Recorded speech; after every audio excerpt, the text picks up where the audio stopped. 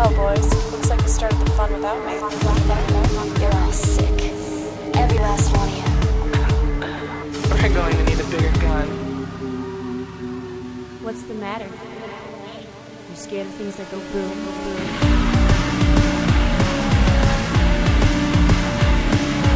Give me one goddamn reason why I shouldn't blow your goddamn brains all over that goddamn wall.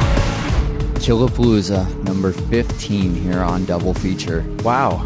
My name is Eric. I'm with Michael. Michael, we've made it to Saw. We finally made it to Saw. If it's Double Feature Killapalooza number 15, it must be Saw. To it. Goddamn Saw jokes. These are... I really hope that people are watching these at home. Let me tell you a couple things about Saw. Okay. Saw is available, the entire fucking set. This is such a perfect way to do this. So we're going to end up talking a lot about the production of Saw. Uh-huh. It's, as we've gone through these different Killapaloozas, we've discussed how it's kind of a hodgepodge of all these different people, accidents, these movies show up years and years apart. Lamps get thrown into the mix. Right. Saw is perfect production-wise in that it changes hands the way a franchise might. Really, the way a franchise should to really make things interesting. Yep. But man, does it carry a single solid story. And, well, we'll get into all that stuff. But if you didn't watch the Saw movies, as we urged you last time, this is a great place to start on Killapalooza. It is. You can get these all on iTunes, every single one. And you can get most of them, the uncut version or the director's cut. We did all the uncut versions. Right, which is why we're doing an uncut show. We are doing an uncut... Now, the reason we're doing an uncut show is because I don't want to edit what I'm sure will be a 7-hour episode of Double Feature. No, you know what? It's show number 15. And it's the Saw show. And we can joke about, the uncut movies or whatever. But let's just give people a straight, raw... I've been so excited to talk to you about these movies. You and I are probably going to have a ridiculously organic conversation about how we feel about the Saw films. Yep. And exciting things that you or I have picked up knowledge-wise over the last couple of years. So this show will be brought to you basically edit-free, which is always hard in our studio here because it's noisy as fuck all. But the other thing is we've been working on stuff on the Double Feature site. Mm-hmm. Now, we're going to spoil the movies today. Yep. And there's chapters you could, in theory, if you haven't seen some of the Saw movies, you could skip between the different movies.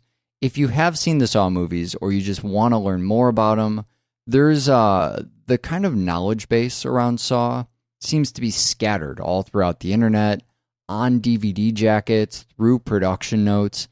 I really had to do a lot of digging to figure out, especially when we start to get to, the music stuff. So what I thought would be a great idea is if we compiled all of the Saw information and put it on the Double Feature website. So I'm talking, music stuff, but also links to, like, the iTunes stuff, for instance, right? Say you want to get the movies in HD whenever they're available. Mm-hmm. Or maybe you want to rent them, or maybe you want the covers. You want the white cover of every single one. I'm going to put that on doublefeatureshow.com. To be honest with you, this show goes up pretty soon. I'm not even really sure how I'm going to do this. But when we switched over to the new site and we put all this crazy stuff up, we didn't really do that for the Killapaloozas. Right. There's a different number you know what I mean? Yeah. It's hard. It doesn't fit the template of 2 films. So this is the week that I figure that out, and I'm going to make a giant Saw database somehow on our site where you can get lots of stuff. So I guess go see how that turned out. Yeah. Doublefeatureshow.com. Now there's another thing that we usually talk about on the Killapaloozas, or we've been talking about lately. Sure. And that's donations for our show. Right. So we got a little project that we're kind of working on. We've been having would you call it server trouble throughout trouble. How would you describe let's talk about the canon of our server issues over the years. Well, we run out of space. We have to pay a lot of money, and despite handling both of those situations, it still manages to piss everybody off. Yeah, it's pretty much terrible. It's a total mess. Yeah, so here's the solution I've come up with, and this is incredibly out of the box, and I'm really hoping Podmanity can help us out with this because it's a weird thing that we're gonna do. So here's how a server works, really quick. It's just a computer somewhere out in some server farm somewhere where some company, GoDaddy, for instance, has hundreds of millions of these things, and your website sits on it as a bunch of files. And if the host is unreliable or they charge a lot of money or bandwidth or blah, blah, blah, it takes a lot of money, time, resources, effort to host that stuff. And a lot of times it goes down or it doesn't go up at the right time, or these are the types of issues we're having. And we get hit with this big bill every once in a while, and we try and get donations throughout the year, but that's hard to do. And then you just get hit with this bill all at once. So we're going to make our own server, and we're going to make it out of an Apple TV. An Apple TV, I thought, would be it would be kind of poetically fitting because it's going to be the most subtle and nuanced thing that happens poetically on the entire Saw show. But it's what we watch all our movies on. It costs $100 or something, and it takes a lot of work to make it into a server. It's definitely not something that's supported out of the box. But if you kind of mangle the software on it, you can get it to work. So I thought that would be awesome to host our website on. And we have, for all the broken stuff we have around the studio, one thing we have is a great dedicated internet line. So we're going to make our own goddamn server and put an end to these server problems once and for all. We're also going to make it solar powered, which is crazy, I know. But if the power goes out in here, which, I mean, this place is in Uptown, and that's, totally well, likely. It's in Chicago, and the power just sometimes, it just dies. Yeah, it's fine. So we're going to make it so that it will run off a backup battery that will be powered by the sun. This is fucking ridiculous. Perfect plan. I see no flaw here. So this is going to cost just over $400 to do. And you and I don't know if you were aware of this, but you and I are going to put in $200. Okay. So that is done. That's out of the way. We're going to go. Right. We're going to go halvesies with Podmanity. Fan-fucking-tastic. So You're welcome. We're counting on the listeners to do the other half of that. It's donate.doublefeatureshow.com. Since we've already put in our portion of it, I've started working on as much of it as we can. And we're keeping everybody up to date on the Facebook page and on Twitter as to what's going on there. Awesome. Donate.doublefeatureshow.com. So let's start with the first Saw movie. Oh, okay. So we're doing Saw on the show today. Yeah, it's true. And I say that with this level of its wonder and confusion. Because when we started the Killapaloozas, sure, way, way back, right, it was based on this premise of slasher films. And about 4 Killapaloozas in, it became glaringly apparent that Saw was the next good one. Yeah. Then we did 11. Yeah. 11 more. Yep. And now we're doing Saw because we had to somewhere wait around Child's Play where we kind of went, oh, Saw is a big thing we should probably do. It was coming out currently. Yeah. Well, that was the other problem. And we had to wait for them all to come out, and they constantly said, this is the final one, this is the final one. Yep. 2 years from now will be the last one. So that's what sets Saw apart from every other Killapalooza, is that it's fucking new, and they're sequential. So Saw, the film, comes out in 2004, and then there's a Saw film released subsequently every Halloween for the next 6 years. Yeah, that's crazy to me. That's absolutely crazy. It's one of the things, again, production-wise, that when we start to get into the later films, we'll see how they actually take advantage of that. Right. It's pretty amazing. So when the first Saw came out, we didn't have a franchise yet. Nope. We had a Saw film. We had an indie film. We had a Dark City opening to the movie Cube is basically where we started.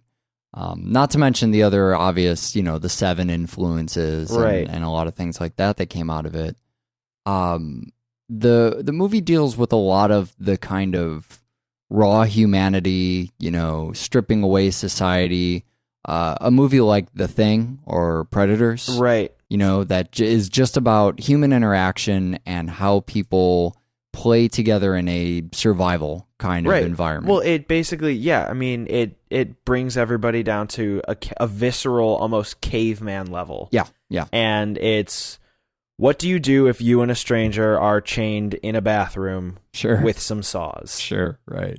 Yeah, that kind of interplay between human beings, seeing, I guess, how we react in an environment where, you push people to their limits. If somebody has to make a quick decision on, instinct, right? Live or die, what are you going to do? The choice is yours. Yeah, you have 60 seconds.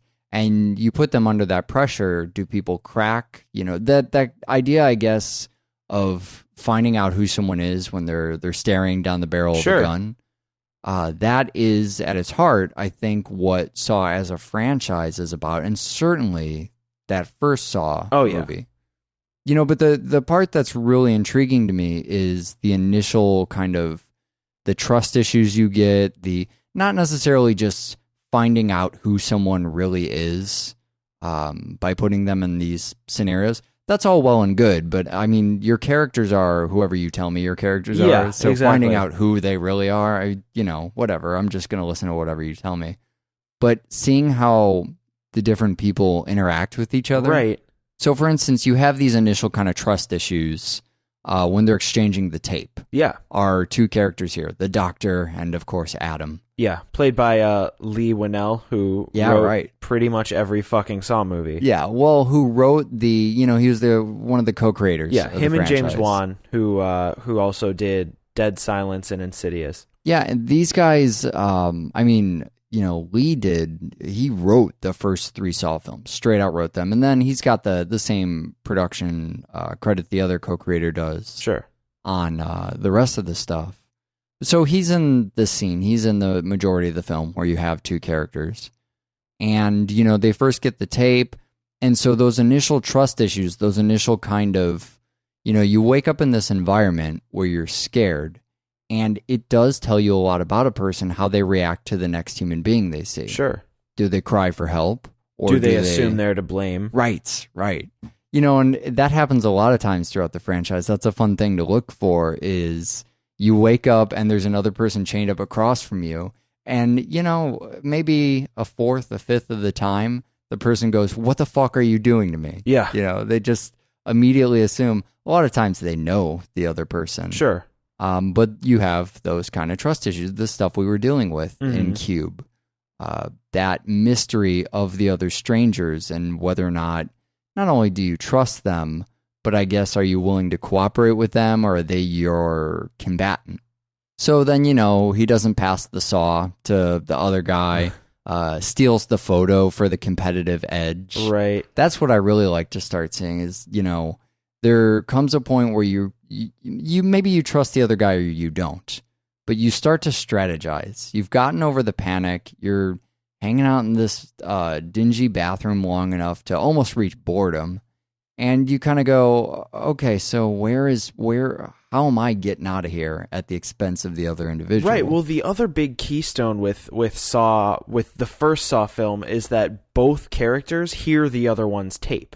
Yeah, that's true. You have Adam, who is in this room with Dr. Gordon, and Adam hears that Dr. Gordon's tape says you have to kill Adam. Sure. I mean, then immediately he knows, okay, well, at some point we're going to be pitted against each other. Right. If he follows this riddle, like if he plays into the game, sure, he's going to be a threat to me. Sure. Well, you're given no background about these two. These two guys don't know each other, and so they don't know what each other are about. So, our killer has this. Well, he's got a lot of advantages because he's chained up 2 poor fucking men in the bathroom.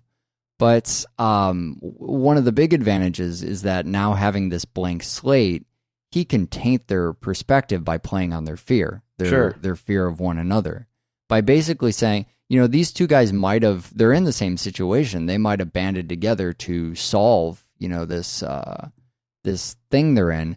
Kind of like, I know you've seen the movie Exam. Yeah. Right? That's what that's called. It's on Netflix. It's one of those things, you kind of know if someone has Netflix because they ask you about a movie. A movie like Exam. Yeah, and you go, oh, well, yeah, that was that thing that just showed up on Netflix. But it's a movie where a bunch of people are kind of competing, but it's got a lot of similar themes. Yeah. Right? But in Saw, to kind of contrast it to that, there is, okay, we've got this blank slate. we're going to start with, maybe we'll work together. That's one possible thing we could do. But also now our killer has pitted us against each other.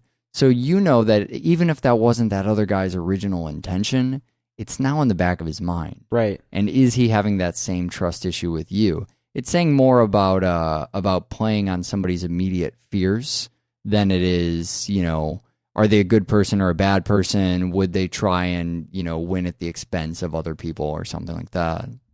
I want to just totally make a weird transition here and talk about the ridiculous editing in this movie. Well, it's not just this movie. No, no, you're right. It's really not. We have these edits that start in the very beginning.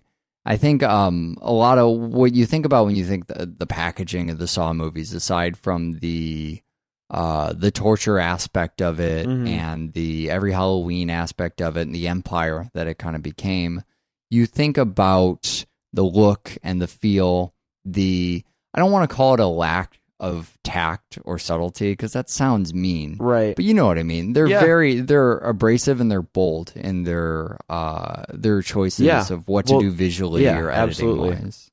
It's one editor we see through most of the franchise who we'll get to later because he comes up in a pretty big way too. But they have these kind of tape sped or 45-degree shutter or just really quick MTV kind of edits.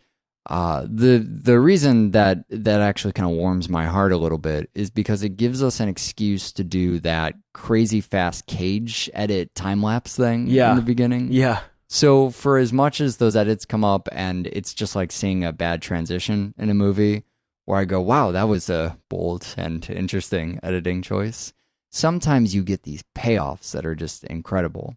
So in that particular scene, in the cage scene towards the beginning, it's Charlie Clouser does the music for another great production note, the entire fucking franchise. Same composer for the entire same composer for the entire franchise. You get one of his fucking great guitar numbers. It's a Charlie Clouser music video at that point. So tell me a little bit about who this guy is. Well, I mean, he's a composer, but I think that's post his Nine Inch Nails career. It certainly is, yeah. Since doing a bunch of stuff with Nine Inch Nails, he that was a good era, right? So that was mid-90s. Right. That was around the Fragile. Yeah. It's I guess his albums were The Downward Spiral and The Fragile. Wow. He was those in some heavy hitters. He was in Trent's live band, but also he did a lot of the remix stuff and the engineering stuff for the various Halos, the stuff that fit in between and came afterwards, the remix albums, all of that. And then, score-wise, he did some of the other Juan stuff, but he did Resident Evil Extinction as well. I think that's what the third Resident Evil movie. Right. He's gone on to have a really great career as far as, all of these different things that he's been able to score, even outside of the 7 fucking Saw movies, just so many of them. So this comes well before the Saw remixes that we'll eventually get to. But the score in this is a lot more industrial rock band kind of score. It's, one of the scores I've always really liked was, it's strange talking about him on the third Resident Evil. The first Resident Evil movie, Marilyn Manson did the score for it. Mm-hmm. And it's a lot of just, very grinding. I think Manson talked about, wanting to make something that was kind of repetitious, felt like zombies, mechanical. And, later when the Saw movies would start coming out, we have kind of a similar sound in that industrial rock sound. Mm-hmm. I mean, Clouser's worked on Manson stuff before too. So, there are those kind of tie-ins there. That whole industrial, Perfect Circle, Pussifer kind of thing. He worked with a lot of those bands, but, he does the score for this movie. You have that rock band feel. You have the re-triggered drums, that kind of relentlessness to it. The score came out, there's a large portion of it that's on the original soundtrack for the movie. I'm guessing one of which is the standard Saw reveal montage song. Yes, that comes at the end of every film. The Zepp song. Yeah, so this didn't get a full-on score release, but that's one of the tracks you can get. The soundtrack is, I mean, these songs are lined up right next to the likes of, Fear Factory and Frontline Assembly and a lot of bands you might associate this kind of sound with, even though those bands don't appear in the movie, at all. So we should talk about James Wan too, because we kind of glossed over that a little bit. But he's the director of the movie, and you'd mentioned a couple other things that he had done. Yeah. He did Dead Silence, which is that movie about ventriloquist dummies, and then more recently he did Insidious. Right.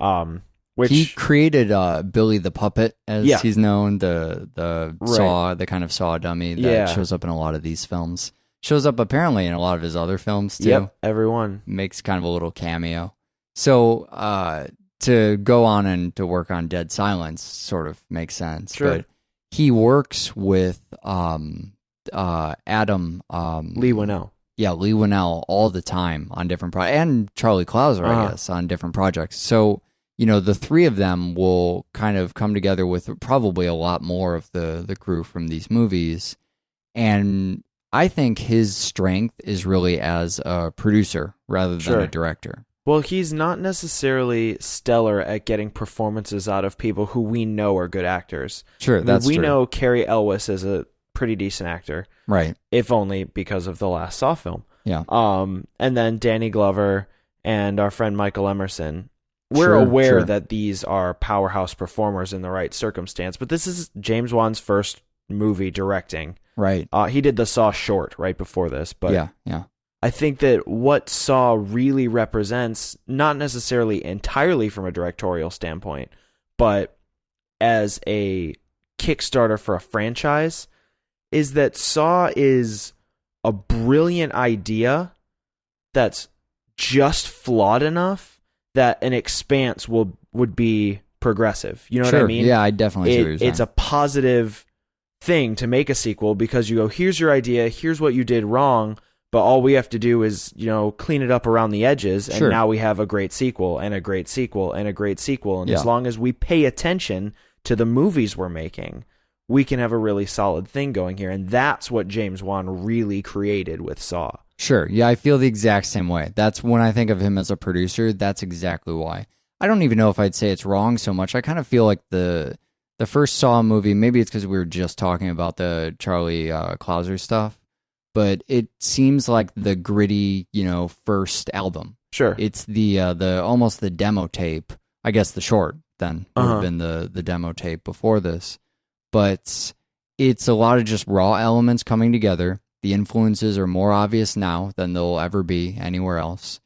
And it's made on the cheap. It's made very indie before they knew they had this gigantic thing on their hands.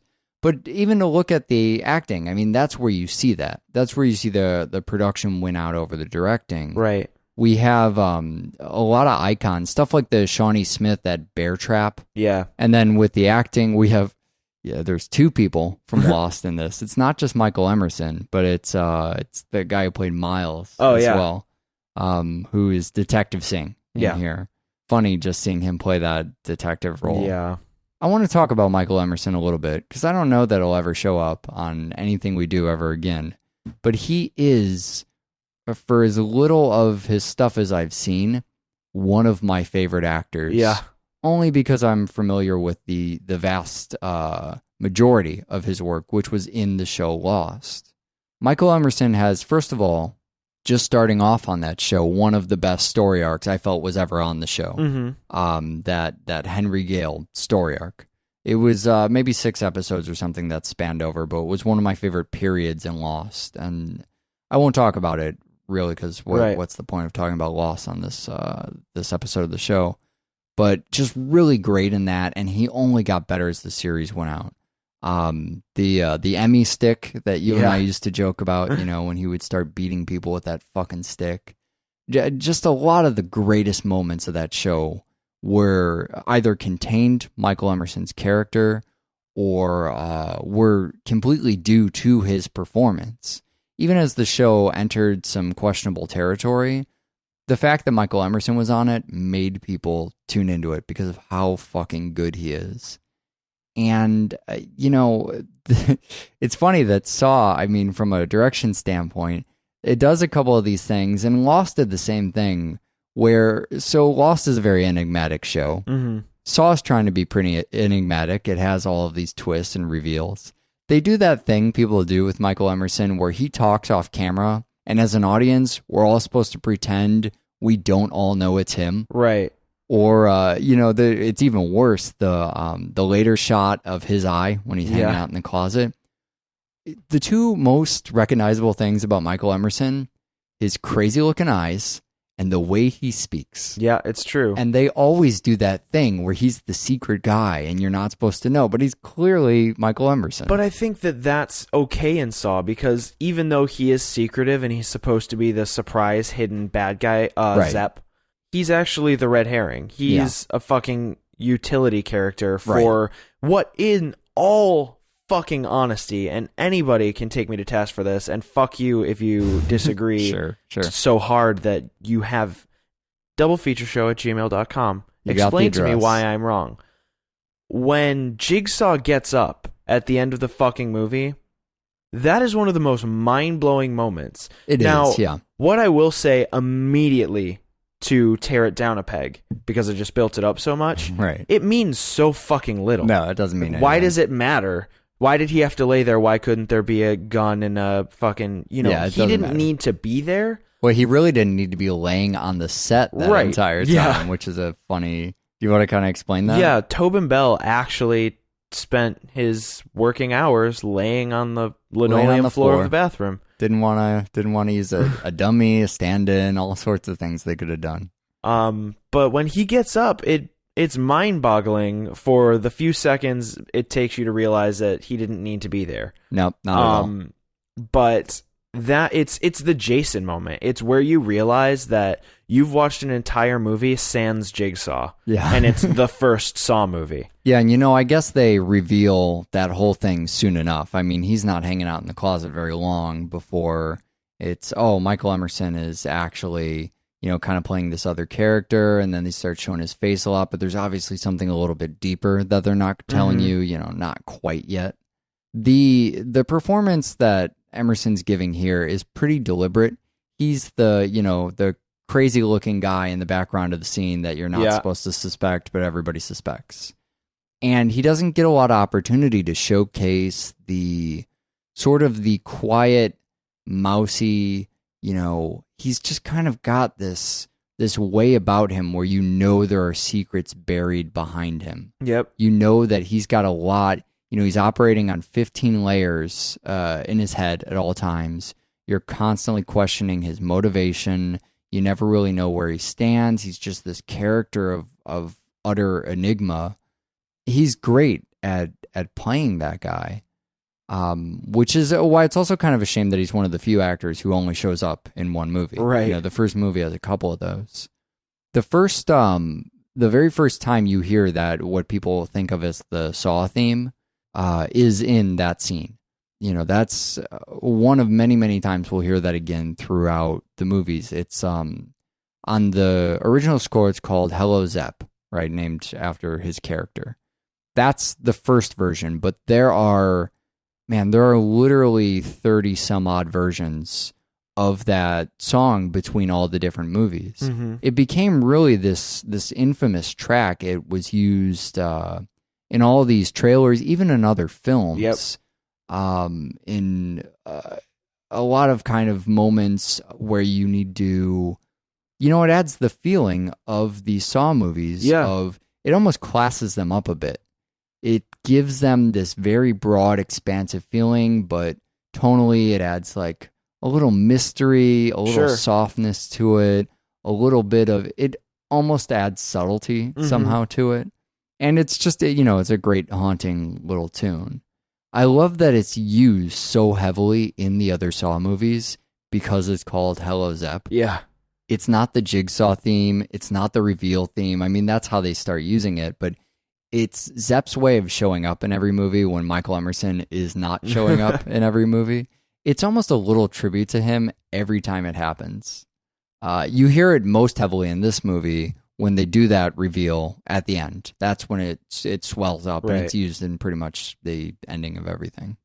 One thing that's picked up a lot later as a big icon is these pig masks, these animal masks. That's one of, I mean, from a direction standpoint, the best. You get that scary parking garage scene where he's crawling on the ground, and then you kind of do that fast Japanese ghost story edit. Right. Crawling wearing the animal mask. It's terrifying. Right. It's a very early Done Got Pigged in the franchise. Done got pigged. So the one last thing I wanted to talk about before we move on to the second Saw movie is that this was originally filmed as a 10-minute short. It had no budget. I think it largely focused on the two guys in the room, although I'll be honest, I haven't seen it. It's also where Hello Zepp originally appeared when Klauser did it for that. And it was used to pitch this movie to the studio. So Lionsgate, I mean, this is kind of interesting. Lionsgate existed in the 90s. It was a thing. It was around. And before Saw, I mean, they'd done a pretty good amount of movies. They had just the stuff we've done on the show, American Psycho, Secretary, Shadow of the Vampire was a Lionsgate one, House of a Thousand Corpses. But I mean, after Saw, it just exploded. And it started doing way more horror, too. Sure. Lionsgate itself became this kind of horror empire. I mean, okay, so just to think about the scope of stuff they've done, The Punisher, that's the only movie I actually didn't just name that we've done on the show before Saw came out. Wow. I've now listed it there. Every pre-Saw Lionsgate movie on Double Feature has been listed. There are so many that happened after Saw. It's it's dozens, man. It's maybe in the range of 30 or 40 movies that we've done that are Lionsgate films that came out after Saw because of the popularity of this movie. They discovered what they could do with a kind of indie horror franchise, and they started, they just ran all directions with that. It wasn't just, what other mystery, puzzle piece, whatever horror chop-up things can we do? It's, open water, and just tons and tons of these. Probably 75% of the horror movies we've done on the show have been Lionsgate movies. And, we owe that. We owe a lot of those movies ever being made at all to the popularity of Saw and what that did for that studio. It kind of reminds me a lot of, Dimension and the Halloween stuff. Sure. We've seen that with a lot of slasher franchises. They pay the bills for these studios that otherwise wouldn't be named studios that we know. So before we move into Saw 2, I'm just going to really quickly read off. I took some notes. Oh, did you? For a change. Okay. So the tagline for Saw is, how much blood would you shed to stay alive? Okay. Simple question, enough. Very similar to what would you do for a Klondike bar. Now for the second film, and this is one of my favorite taglines of all time, especially because when you watch Saw 2 and Jigsaw says it, he's so fucking maniacal. Jigsaw says it. So I don't know what it is yet. The Saw movies are very few of the films we've ever done where I purposefully have avoided the taglines because I knew that you knew all about them. But your tagline was Home Alone from Hell, which I thought was pretty good. But what's the actual tagline? The actual tagline is, oh yes, there will be blood. Not even going to touch that. You start to see a lot more of our killer in this movie of John. Unlike, say, 7, right, where our killer is a man, Saw says that Jigsaw is a legend. Sure. And before he was just lying on the floor of a dirty bathroom, so not very legendary maybe. But in this movie, we get the cloak. It's ceremonial. He is the end-all, be-all villain. Right. He really is. He's not just everything he's built up to be, but he's even more than that. Sure.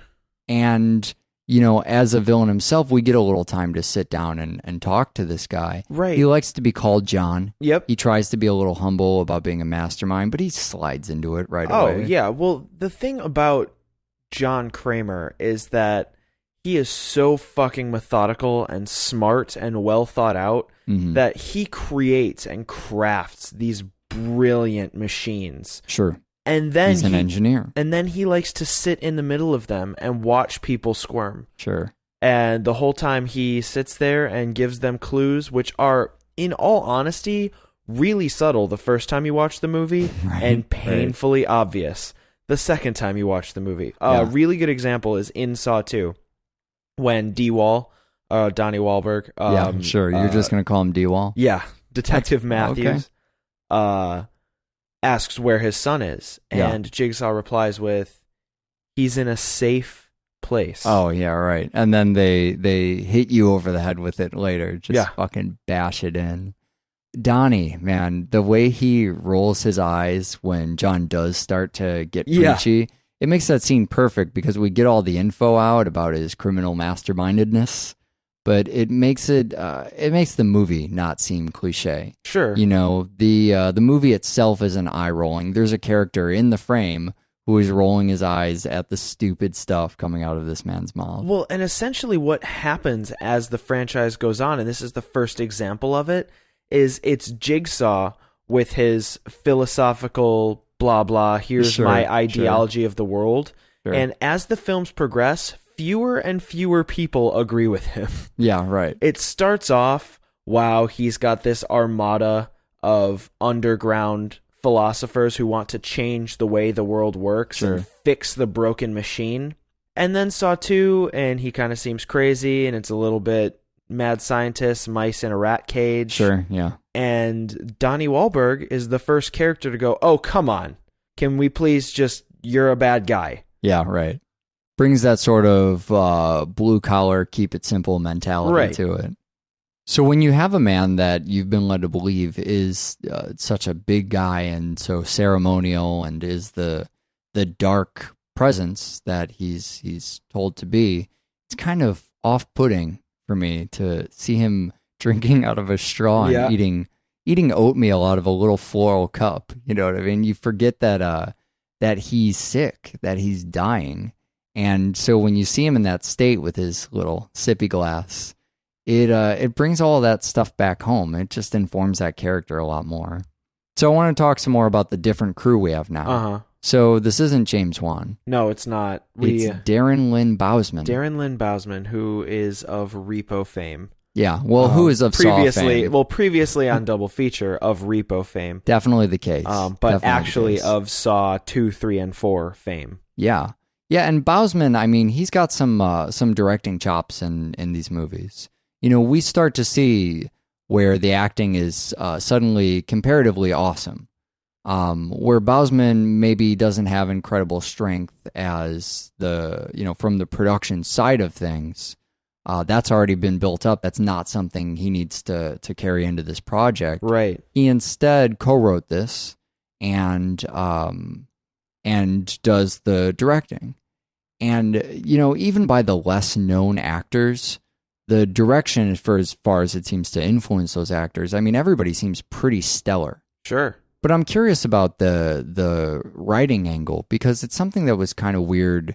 Bousman wrote a different movie. He wrote a separate movie, and the studio kind of looked at it, and eventually it was adapted into being the second Saw movie. Yeah. So that's where he paired back up with the writer. Lee Winnell. But he paired back up with him, and they said, we think we can kind of adapt this and make this into another Saw, and it flows, seamlessly. You'd have no idea. Yeah, well, but the thing that stands out to me about Saw 2, and I told you I was going to ask you this, but does Saw 2 to you feel like the black sheep of the entire franchise? Because Saw 2 is the one where it's, we talk about it later on, but where the A story is the people in the house. Yeah, right. And the B story is the detectives trying to figure it out. And it's also, they kind of parody it a little bit during Saw 5. Mm-hmm. But it's the one where it's a bunch of subjects all in the same place, all having to figure things out. But it's divided into individual trials for each of them. And whether they actually do their own trials or they just throw Shawnee Smith into the pool of syringes. Yeah. God, that fucking needle pit is the worst place to be. It's not it's definitely not the worst trap in these movies, but it's not. Oh God, I It's- just don't want her to go in it, and she does. For me, the needle pit is the first moment in the Saw franchise where I wince and realize, oh wow, this is a very fucked up. Yeah. It's where I realized that the boundaries that I had drawn for Saw traps were very, very far from how they were How they willing could to go. Yeah, definitely. Yeah, I'll get back to that question about Black Sheep when we go later in the franchise, because I think we have a little bit of a Spirit Fingers moment, although not quite nearly as ridiculous as those movies get. But I like that about this movie. I guess I was blinded for how I like that. Hey, now we have a survivor pack. We're starting to feel more slashery a little bit. We have, I assume the stuff that Bousman wrote in is most of that, and kind of that Sins of Our Fathers storyline that, the kid's dad put everybody else away, which is a really, really interesting thing that, suddenly in dealing with our human dynamics and thinking about how do these characters feel about each other as they learn a little bit, and how does one play off another, and is there one person in the pack everybody hates? All of these different pieces of chemistry of their dynamic. Once it's introduced that his dad put the people away in kind of a shady manner, it's great to see, what's going to be the result of that. Are they going to hate him? That is the idea of Sins of Our Fathers. It's everyone hating you for something really he had no control over. Right. It's just who his dad is. And there's a couple ways he could potentially react to that. I think the smartest thing to do when you're really trying to force compassion in that situation, make sure everyone doesn't hate you, is to go, well, how do you think I feel? I had to live with the guy. I hate him too. Try and get on the side of these other people you're with. But, he's so shocked by the situation, he can't think to do anything of the sort, and he doesn't know who these people... that's hindsight being 2020. Obviously, in the situation he's in, he's just fucked. That's another thing that's going to make everybody gang up on him, which is another great part of that group dynamic, is to see who is, the odd man out and how that changes. How everybody can grow. They can bond over hating one person, and especially when that one person becomes somebody else. Or if that one person, usually in a group movie like this, they're one of the last people to die. We see that in almost every single one of these movies, Saw or the other group pack movies, because you have to continue that bond. But when the person dies prematurely, then it's interesting to see how that dynamic shifts among those people. Another person involved in kind of the making of these movies is Kevin. How do you pronounce his last name? I believe it's pronounced Grudert, but that's just a rough, disgusting double feature pronunciation. He did the editing, so it's the first 5 Saw movies. Okay. And then on the 6th and 7th, he'll actually go on to direct, and we'll eventually see that. So the edits get a little more advanced in this. They get a little more refined. It's just, again, getting back to that idea of kind of looking at the first one as a demo. Sure. Or looking at the first one as that rough mix of things, and seeing how they could... they really don't become a lot more subtle. They kind of just get pushed in different directions. Yeah. And, we have a little bit of kind of the Bousman transitions that'll also work hand in hand with the editing that'll get weirder as time goes on. And then, of course, Clauser returning. So the score is interesting to me in contrast to the last one, because it's incredibly representative of Saw realizing what it's becoming. You see that with production values all around, whether it's the editing or the quality of filmmaking, the quality of set design and machinery and stuff that they're using for these movies.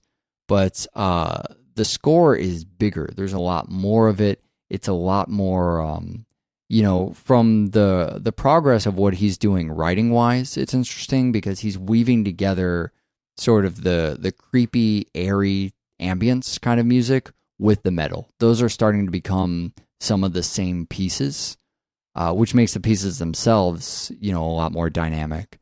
But it's also giving it a little more what'll become the distinct sound of the Saw films.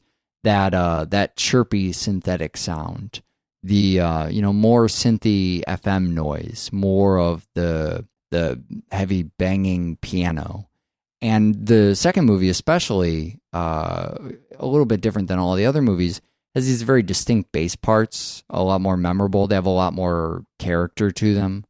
The score for this movie got its own release. It's the first one in the franchise, and we'll talk a little bit about how these things get released in kind of a weird way. But it got a full set of, here is every single piece of music from this entire thing. And that's in addition to a separate soundtrack that continued the trend of kind of metal and new metal and industrial and stuff. One of which contains one of the first Pussifer release songs, Rev 2220. Yeah. The remix version, which is a fucking great song.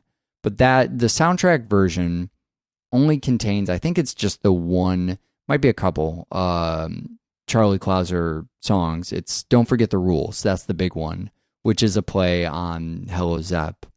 It's kind of a longer combination of, the 3 or 4 different times that it shows up in this movie, making it into rather a 1.5-minute piece, just one 5-minute long version of the song. I mention it because Don't Forget the Rules for a lot of people is one of the first, it's the go-to version of this, the distinct version, probably because of its length and just the renewed type of quality you get from the second Saw movie, just finally nailing production-wise what would be kind of the sound going forward. You weren't thinking of talking about Clouser, though. You were thinking about talking about Shawnee. Yeah, in this movie. I am in love with Shawnee Smith. Yeah, definitely. In the Saw films. And she was in the first one. She has a really... That's the thing. Excuse me.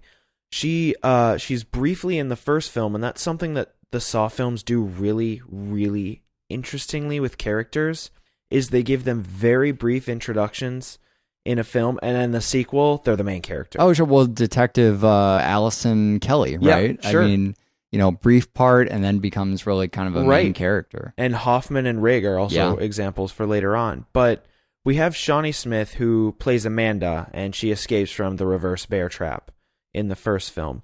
And then she comes back and plays sort of a Jigsaw double agent in Saw 2. She also plays, she's the character that swims through the needles. Sure. But she's just this really frenetic, intense character whose role is solely to be scared because she's been here before, kind of push these characters in the direction they need to actually understand, because otherwise they're just going to freak out and all kill each other. Yeah. Which they do anyway. Yeah. But they can't just kill each other because of the numbers. I thought that was a really interesting mechanic where they kind of, it forces this thing where they need each other. Right. And just when you get comfortable with that being a security blanket, it only takes one guy to say, fuck that, I'm just going to chop the number off the back of my neck. Right. And she does a really good job of being convincing, and you feel so much for her. And then when she turns out to be the bad guy, you kind of just get really mad. Yeah. And then she's in one more film. Yeah, we end on the reveal montage, which becomes kind of a thing in the Saw movies. Rather than her playing the mole and doing that thing I love, that kind of 24 Jack Bauer, who's the mole, guessing game. Rather than it being, there's a traitor in our midst, who is it? It's just a sudden, unexpected reveal, a what a twist kind of reveal at the end. I think we were calling those mind freaks, right? Where, hey, there's been a traitor in your midst the entire time and you had no idea. And so we get a reveal montage, which any other time we might mock, but it's made okay because of how exciting the possibilities are going forward. Shawnee fucking Smith. And then that ending. You have the spot where this movie's going to end. And I just think to myself, come on. You can do it, movie. This is the right place. Everything's just kind of broken down, and you go, wow, a lot of heavy stuff was just dropped in my lap. And then you feel the tiny break where the score dies out, and they're going to give you the wrap-up scene, and they don't. They fucking don't. They just end the movie. It's the first real heavy Saw victory. A lot of these moments I get where seeing the franchise for the first time, I go, wow, this could go either way. What are they gonna do here? I'm waiting in suspense, as I imagine people do during sports games, just kind of going, well, there's only so many seconds left. What's going to happen here? And Saw just fucking delivers. It just nails that ending. I root for the movie. I say, come on, just have the balls to end it here, and it does. Shawnee goddamn Smith and that ending. So the third film, she's a lot more instrumental in. Sure. Now, these films, we haven't addressed this, but they have great titles. Yeah. The title of the first Saw was Saw. The title of the second Saw? I believe it's called Saw 2. Yeah, so that would make the title of the third Saw. It's Saw 3. Yeah, right. Saw Every 3. game has its loopholes. No, that's not the title of the third Saw. Well, we missed our bad secondary post-colon title on the movie. So that's one of the reasons I'm very glad you've brought the what's the tagline? There's 3. Okay. There's every game has its loopholes. Uh-huh. Then there's the Jigsaw quote, suffering, you haven't seen anything yet. Okay. And then and this is a big deal. Sure. There's also the tagline, if it's Halloween, it must be Saw. Ah, yes. I was going to call it infamous, but for as many infamous things as there are in this franchise, no, I'm going to give that one credit. That's one of the few things I knew about Saw before going into it. You've kept Saw. It's a well-kept secret for you. Yeah. There are so many tie-ins and things that over the years you have not let me in on because we've been planning this for so long. So kudos to you, by the way, Thank you for that. Hard work. But if it's Halloween, it must be Saw, which is really my favorite thing to make fun of from the Saw franchise. Because if it's anything, it must be Saw is a funny thing to say. The story here picks up. So just to be clear here, it's not Saw 3: if it's Halloween, it must be Saw. It's but Saw it's funnier to think of it that way. The story picks up right where we left off on the previous one. It's already becoming a rough week for nondescript section of probably New York City. Right. Amanda comes back, and Amanda, Shawnee Smith's character, is fucking boss. Yeah. She is the slasher now. This has become really quite a little team they've put together. Right. Well, you get this thing that you don't realize is going to happen, and then it happens so hard in this movie. Sure. You realize Jigsaw isn't a person. Mm-hmm. Jigsaw is an idea. Yeah, he's a legend. A movement. Yeah. It's this thing, because you mentioned it when we were talking about Saw 2, the idea of legend, the idea of his persona out existing his actual physicality, because he's a sick, dying old man. Right. But still able to hatch these brilliant plans. Well, and he needs help. That's where Michael Emerson's character came in. Is, we needed Zepp to run around and do things. And now between Amanda and Zepp, I mean, it's just a little collection that's growing. Right. And Saw 3 and I mean, I know this is later in the film, but it's easily the most notable thing that happens. Saw 3, the third film in the Saw franchise, is the film where Jigsaw dies. Right. There are 4 films after this film. It's true. It's not even halfway through the franchise yet. John Kramer dies. Yeah. And Jigsaw doesn't... Oh, I shouldn't have said that. John Kramer dies. Jigsaw lives on. It's true. It's true. That sounds like it's probably going to be a tagline from a future film. I love seeing, so we kind of set Amanda up as maybe she will carry on the legacy or, we find out towards the end of the movie what's actually going on there. But seeing her as our day in, day out showrunner is fantastic. Especially considering where we came from, like you were mentioning in the second one, and as they remind us in what'll become these signature flashbacks, she was fragile. Yeah. Some of it may have been an act. In fact, a lot of it may have been an act from what we eventually find out. But she was a frail, destroyed, devastated girl, and she had problems even far before that. And to see her now in a state, I mean, that says something for the actor, but it also says something for that character, that she goes from being completely devastated, taking a dramatic story arc, into being completely empowered like this. Whether the reasons for her doing it are just or not. I mean, they're not. Of course, she's killing. There's Right. no fucking reason for it. But the fact that she's gone that direction, she's gone down that dark path, and we're seeing just the transformation from who she used to be to who she is. Comparatively, the two, I mean, it's just really impressive as a character. I like seeing, in addition to where she's come from, the thing I love about the third Saw is the play between her and the doctor, and Lynn. Seeing how, they have Lynn as the prisoner. Right. And you might think that, this could become a Stockholm Syndrome kind of thing. Sure. Or, well, I mean, the Hippocratic Oath kind of yeah, that plays falls into it a this little bit there, moment too. where, yeah, she But has there's to also, take care of it. there's the thing, with Amanda. There's that kind of daughter caretaker, I guess, kind of relationship where they're at conflict. She's, somebody's moving in on her territory and she doesn't like it. And so these guys are constantly at odds. I mean, that kind of comes to a head when you see the power struggle between these two women. It's fun watching how things turn when Jigsaw orders Amanda to let Lynn go, and how Lynn doesn't like that. That's the first time she's disagreed blatantly with what he said. She has been under his wing, and to complete her transformation as a character, we're now seeing her defiant of the man who used to be master. He's undergoing brain fucking surgery right now, so he is clearly not in the position of power. This is her taking hold of the operation. This is her putting her foot down and saying, you don't control things anymore. This is not, we're going to play by my rules. We are not doing this. And kind of the repercussions of what happens and how that changes the dynamic between those three characters.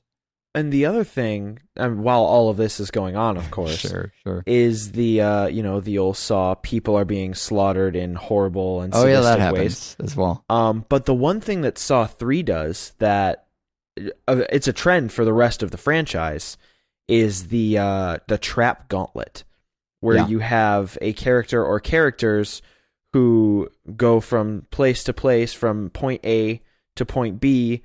And in point B, they have the option or choice, or they're forced into saving someone's life or letting them die. Right. Then that lets them into the next room where they have to do it again and again and again until at the very end, there's some twist and they die. Yeah. Right. Yeah, it's something that the movies, that's their bread and butter. That is their...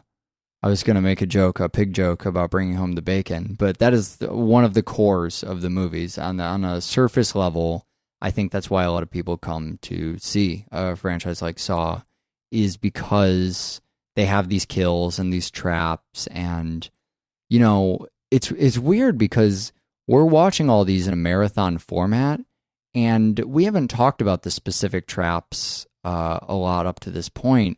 I'll be honest with you, that's because I'm not sure I like the traps. They wear on you when you watch them this close back to back. It's, it's great that they're in the movie. I wouldn't change anything about that. But I don't like to think back on them because it's not fond for me. Right. It's this thing where, we won't have the big tired conversation about torture porn again and again on this show. But this was, we can't go through the whole show and never talk about it. Yeah, this is one of the biggest things that's drug out every time people talk about it. It was the first popularization of something this fucking sadistic. It was, and these movies capitalize on that a lot. Yeah, to a point where you watch enough of it, and anybody, even you or I, has to go, wow, do people really just want to go to the movies and watch people get tortured like this? I wouldn't say that after one film or two films, maybe not even three, but by the fourth film, I'm thinking, we're watching a lot of people tortured for what now seems like a very long amount of time. Fuck, man, I need a break. It's not even that Hostel thing, where in Hostel, it's pitch perfect. You get the human being suffering in small enough amounts that it's doing something artistically for the film. It's doing something important to the story, the narrative, what the movie's trying to convey, and it's doing it in a very artistic kind of manner, especially that second Hostel movie.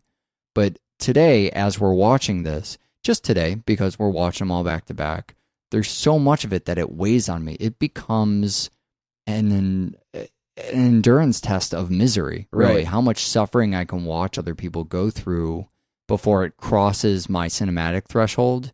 and I just go, man, this sucks for all the. It enters into, I mean, almost needing Bad Cat kind of territory. But that's part of the legend of Jigsaw. We wouldn't have Jigsaw without that. And this is our last opportunity to show what's going on around him before he dies. I think the movie does a great job of building him up in these final moments. He's weak, but the flashbacks we get of him in this film, these are grander days than his, let's say, his oatmeal days. This is, that's another thing I love about the third one, is seeing their behind the scenes operation. Sure. The rooms full of traps they have, really getting an insider's perspective on, okay, so this isn't just Enigma anymore. We're not just going, oh, there's a Jigsaw guy. We'll tell you as little as we can about him to make him a big man of mystery. Right. Now we want to see his operation. I want to go to his warehouse and see all his stupid traps hanging around. Well, and that's eventually what the franchise turns into. It does, yeah. That's the thing about something like Saw 3 is it's this weird turn where the traps and the killing and the slaughter take a backseat to the plot. Yeah. And that's not something that people, when looking at the Saw franchise at face value, ever think. No. People won't watch the Saw movies because they think, oh, it's a bunch of people getting killed. Honestly, I am more intrigued and interested by how these characters intertwine. And it just, excuse me, I'm just really excited. Saw 3 is the last hurrah for the plot being easy to follow. Yeah.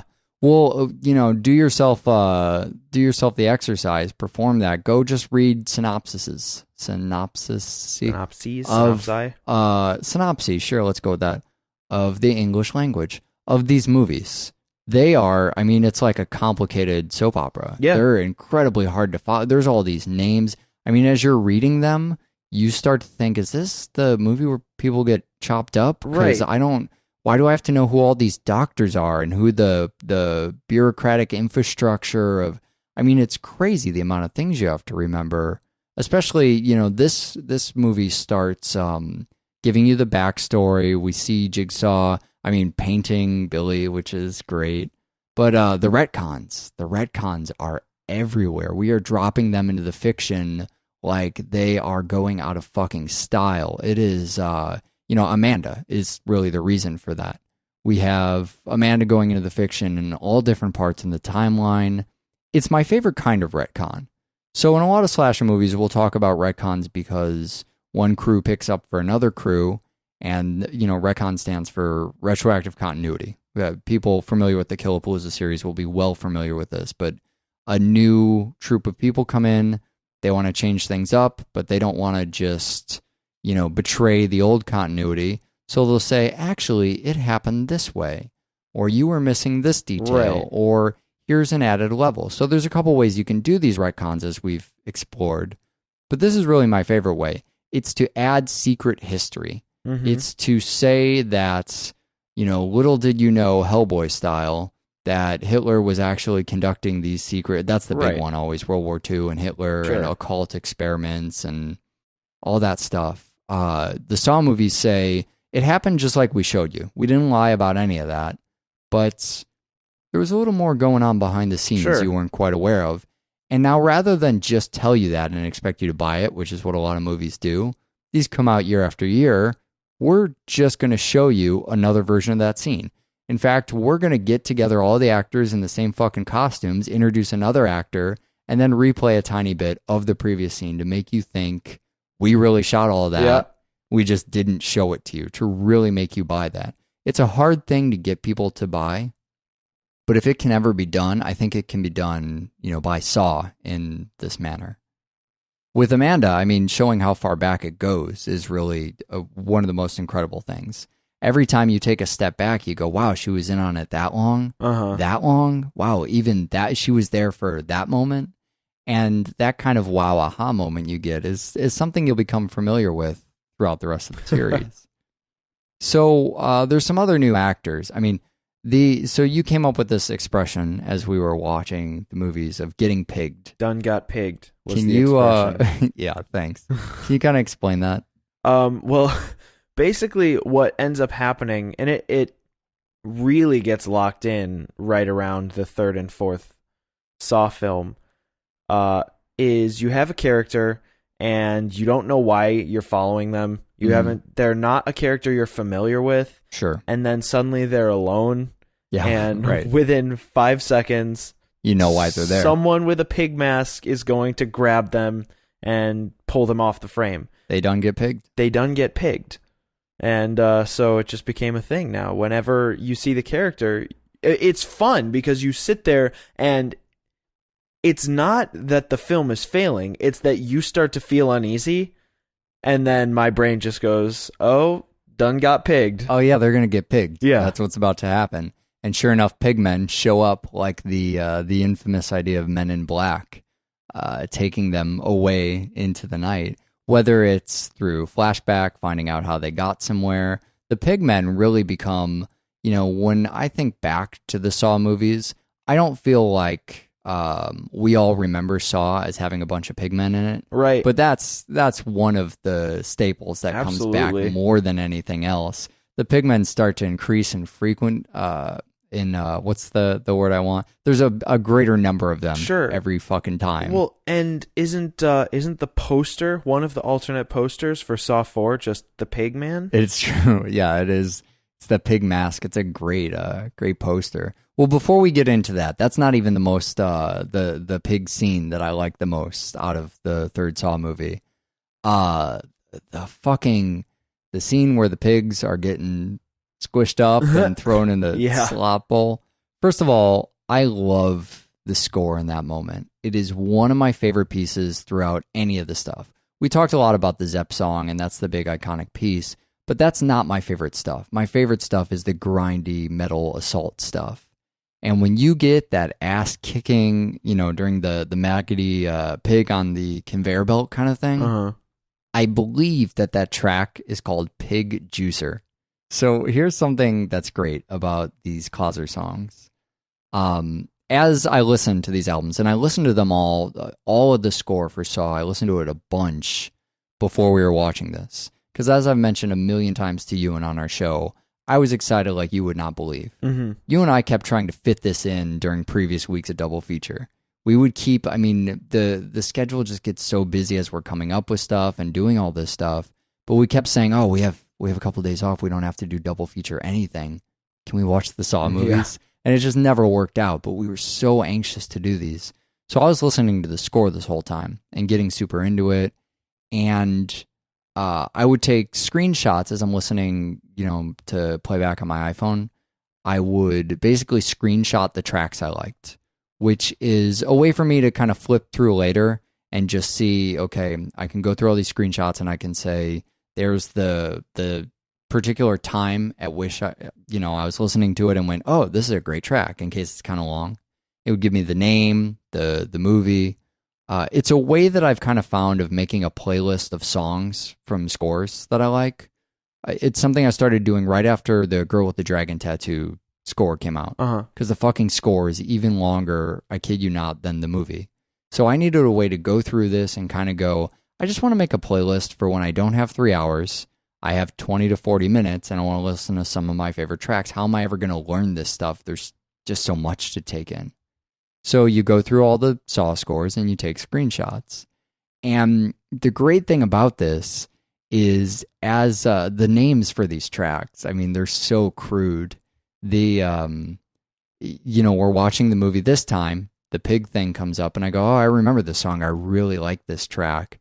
I go back to my iPhone and I flip through the things and it's literally called Pig Juicer. The names are so crude. It's really funny to see how easily I can watch a scene and then flip through and go, oh yeah, it's probably this song because of the name that it's given.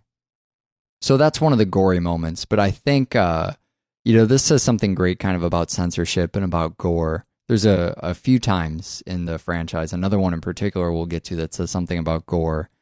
I love that the brain surgery in here is worse than any of the traps in the entire movie. Far and away, that is the scene. Oh, yeah, absolutely. Right? And what's great is, we're watching the unrated versions of all these. The brain surgery scene is identical in the theatrical and in the unrated.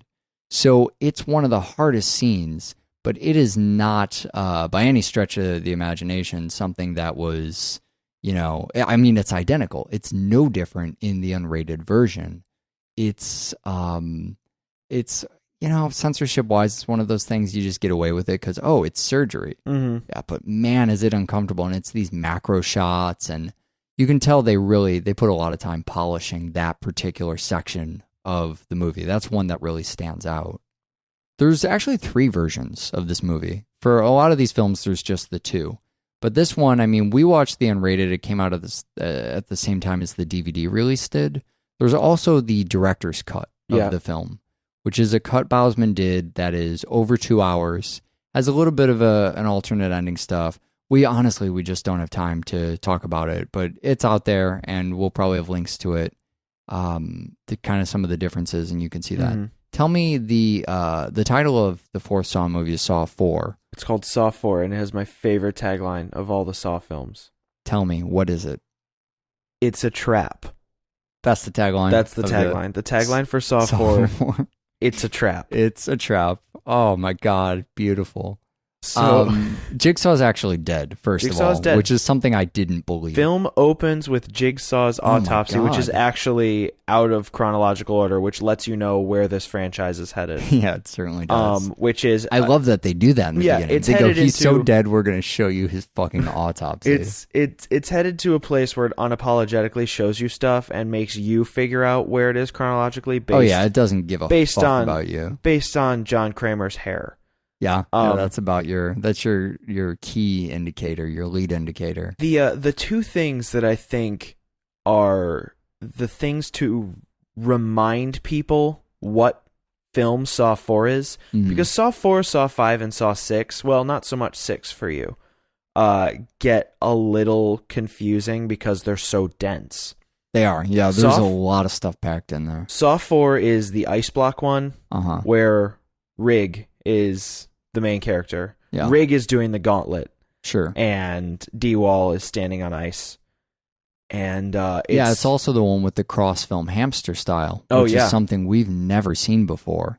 It's, hamster style is, maybe because we've been using it so long, it's the broadest umbrella we could possibly cast. We include everything as, hamster style. The idea of hamster style just being there's an arbitrary thing earlier in the movie, it becomes really fucking important later in the movie.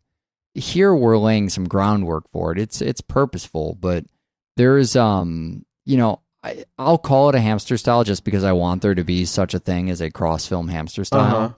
There's that little trap kind of weird thing he sets up in the end of the 3rd movie that just isn't talked about. Yep. It's a cut to kind of scene.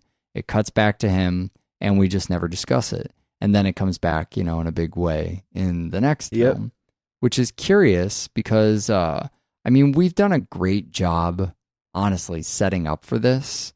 We brought in Jigsaw's former lover as well, and she's going to, play a big part in here. She really had no, than to give that character a little humanity. There was no reason to even show her in the last movie. But we bring her in, and then she plays a big part. And then also we've got this flashback mechanism that gives them the precedent to keep bringing Tobin Bell back into the movies, exactly. Which is great because he shows up in basically all of the movies in some capacity. And we've got Billy the Puppet, so I don't think they ever call him Billy, and that's just kind of what he's known as, what the crew calls him. Sure, we've got him to represent the icon stand-in, so we can still have trailers and posters and go, what's Jigsaw going to do this time? Because Jigsaw is kind of now the puppet. What I was going to mention about the writing is this is Patrick Melton and Marcus Dunstan who are doing this now. So whereas we had the same writer, Lee Winnell, so good at this, Lee Winnell wrote the first 3. We now have our 2 writers who are going to lead us through the rest of the franchise. We're going to do every movie from here on out. So it kind of begs the question, did Lee set these things up and intend to pay them off himself? Did he just kind of think they weren't important? It treats them like they're going to come back, some of them. Did the new writers just kind of get mysteries that they could do their own whatever with? Oh, he was setting up a weird thing on the table. What was he doing? I don't know. Just do whatever you want with it. So it's really intriguing to me to kind of think of what situation did these new writers find themselves in when paying off moments from the previous film? Because they'll go on to create their own payoff moments. Sure. They were obviously fans of that. One of the other things that, these guys were pretty big fans of is starting to comment on stranger issues in the movies. We've been just killing people who are bad for a while now. So we start to get into, I feel like they almost comment on stranger things out of pure necessity at this point. Yeah. We've just been doing so many killings that, Sure. Now we're talking about domestic violence, Right. for instance. Well, because murderer, child rapist, and, cutting yourself. Right. You can only hate those people for so long. Wow. Cutting yourself, you can only hate those people for so long. Yeah, no, I see what you're saying, though. How many times can we put convicts together? Yeah, in a exactly. thing and, The obvious bad people they shouldn't be Jigsaw's targets. Yeah, we're expanding beyond that. We've done that. It's time for new territory. It's one of those great things we see in horror movies, and something we saw. I think about Wishmaster as being a good example of starting to tackle more adult issues or kind of stranger issues, adultery and so forth, and especially that one later movie we talked about. But this is one of the great do anythings of horror. You can just come in and say, let's do this. There's no one to answer to. It's a horror movie. Nobody expects anything of us. We can go any direction. There are no guardians or parents watching over us. We can basically just do whatever the fuck we want. And so now we're going to talk about domestic violence. And that's going to be, that seems now in retrospect like one of the more obvious things that we'll end up talking about. Well, and for anything that's not obvious in Saw 4, they introduced this character named Agent Steven Strom. Yeah, okay, so tell me about him. Steve Strom comes in, and he's the FBI character. Mm-hmm. Him and Torres, I believe. Yeah. So when you were talking earlier about the pig head, you're talking about the one on the chair. That has nothing to do with our main characters. Right. That's just kind of a side. It's weird because, on the covers of these movies, with the exception of kind of that alternate cover for the third movie, we're not really dealing a lot with getting main characters on the cover. Right. So this is where we have the pig head and the red cloak in the chair, which is, I think, I'm going to say my favorite image from any of the films. That cover's great. So, but you're right. We have new main characters here. Well, we have Strom who comes in, and he's a twofold thing because he has a very, very wide arc. Sure. Coming up in the franchise, but he's also the character that allows for a lot of really sudden, complicated shit to happen. Yeah. Because he is such a good field agent that he walks into a room that is obviously set up to make it look like Rig is new Jigsaw. And he looks at the situation and goes, this is obviously a setup. Come on, we can't waste our time here. We have too many characters that you need to be aware of, and you need to understand what's going on with this situation. Yeah.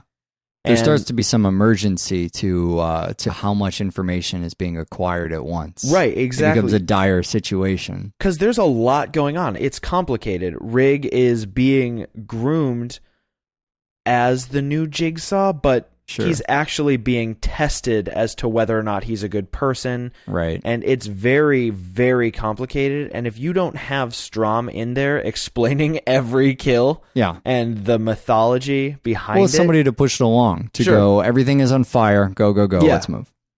So this is the last Bosman one we're going to get, the last Darren Lynn Bosman movie with him as the director. And I haven't mentioned these transitions of his a lot, but they're starting to really get crazy at this point. It started in the second Saw, where we had that kind of, we've seen it before, the floorboard horizontal transition, where the camera pans down until it starts to cut what would be under the floor of one set and just transitions into the scene, with everything moving up vertically.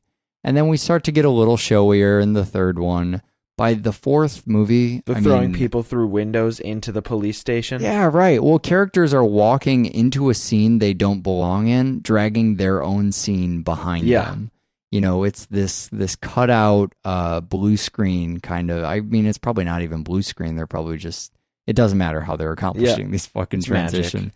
They're just getting absolutely insane. But that's not the the only thing visually. the thing that stands out for me is that ice block. That's Yeah. what I remember It's going the back ice to block. the fourth movie. They're in a fucking green lit room with giant industrial fans behind them, standing on, I mean, we call it the green ice block or whatever, but it's the green room and the red lit ice block. Pillar of ice with a bunch of red lights on it. This is the modern horror set template. This is the put some green over here, put some red over here. Now you have a late, what was this? 2007 this came out? I forget what year we're in at this point. Horror movie. And everything that came out in this time had to look like it because this was a cash cow. And what do you do with your film? And hey, them Saw movies, they look pretty good. Uh-huh. It's also wrapping up what'll be the last of the new scores for a little while. It's first of the Evolution Music Partners score. So you've probably never heard that term before, Evolution Music Partners. But that'll be important for anybody interested in the scores to these movies. This is really the only thing I wanted to say about the score in here, so I'll keep it brief. But the score here wasn't licensed to a recording company, so it was never released. It is available. It's just hard to get if you're looking in kind of the usual places that you would get music, because it hasn't actually been put on a CD. It's not on iTunes. You can't fucking find it to buy anywhere. It is available to stream on this Evolution Music Partners website. So what Evolution Music Partners is, it's kind of a music talent and distribution agency that Charlie Clouser is, I guess, kind of represented by. And you can go on there and license music and stuff for your project. You'll see that some of the Saw music, specifically the Zepp track, is used in other places commercially. Is used as, I think it was the NBA theme or, just weird spots. You can go on there and just kind of rent it out, buy it, put it in your stuff, license it. But you can go on that website, and this is one of the good things, if you find the Killapalooza page, Killapalooza 15 for Saw on doublefeatureshow.com, you can go on there and find links to the actual EMP site where you can find all this stuff, because otherwise it's impossible to fucking get to. But they have it available to stream, so you can go on there and listen to it. And some people have ripped this stream, but I mean, it's nearly impossible to find. It's low quality. There isn't a good place to get a hold of this score. And it's a shame because it's the last one before we start to get into a lot of the weird remixy stuff that'll happen in the later movies. Before we bolt into the next one, I wanted to talk about the twisty end that happens here too. Yeah, there's a lot of weird shit that goes on, and it's so fast. Yeah, right. Well, this has become a staple, clearly. We need twisty ends, reveals. This kind of, it was him all along here. This is where we get a series of second ambulance drivers. Well, basically, what happens toward the end of the film is you realize that the guy who you think is new Jigsaw, right? Mm-hmm. Running the trap is actually in a trap himself. Sure. Waiting for another trap to spring and cause a third trap to explode D-Wall's head. Yeah, yeah, right. All the while, Hoffman, that character who was briefly in the third film, is the new bad guy. Yeah, right.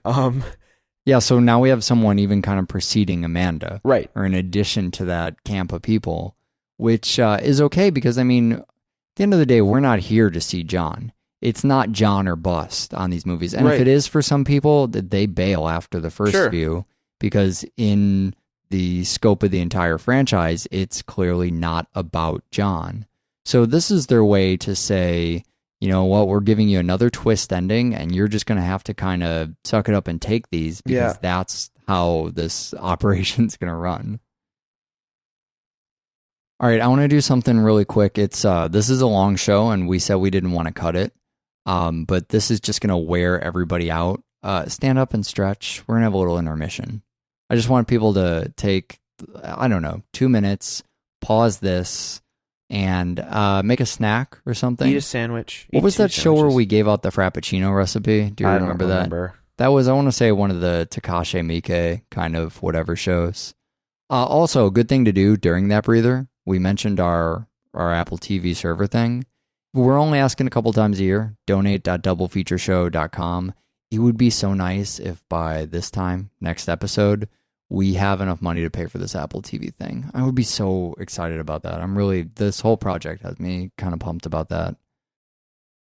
You and I should take a little intermission too. I just did. We haven't done that in a while. We used to record the show in kind of two halves and then watch that. That was a terrible idea for us. We'll watch the movies in between. Mm-hmm. This is a throwback to the old days. Stand up and take a stretch between the recordings. So goddamn refreshed. All right, Saw 5.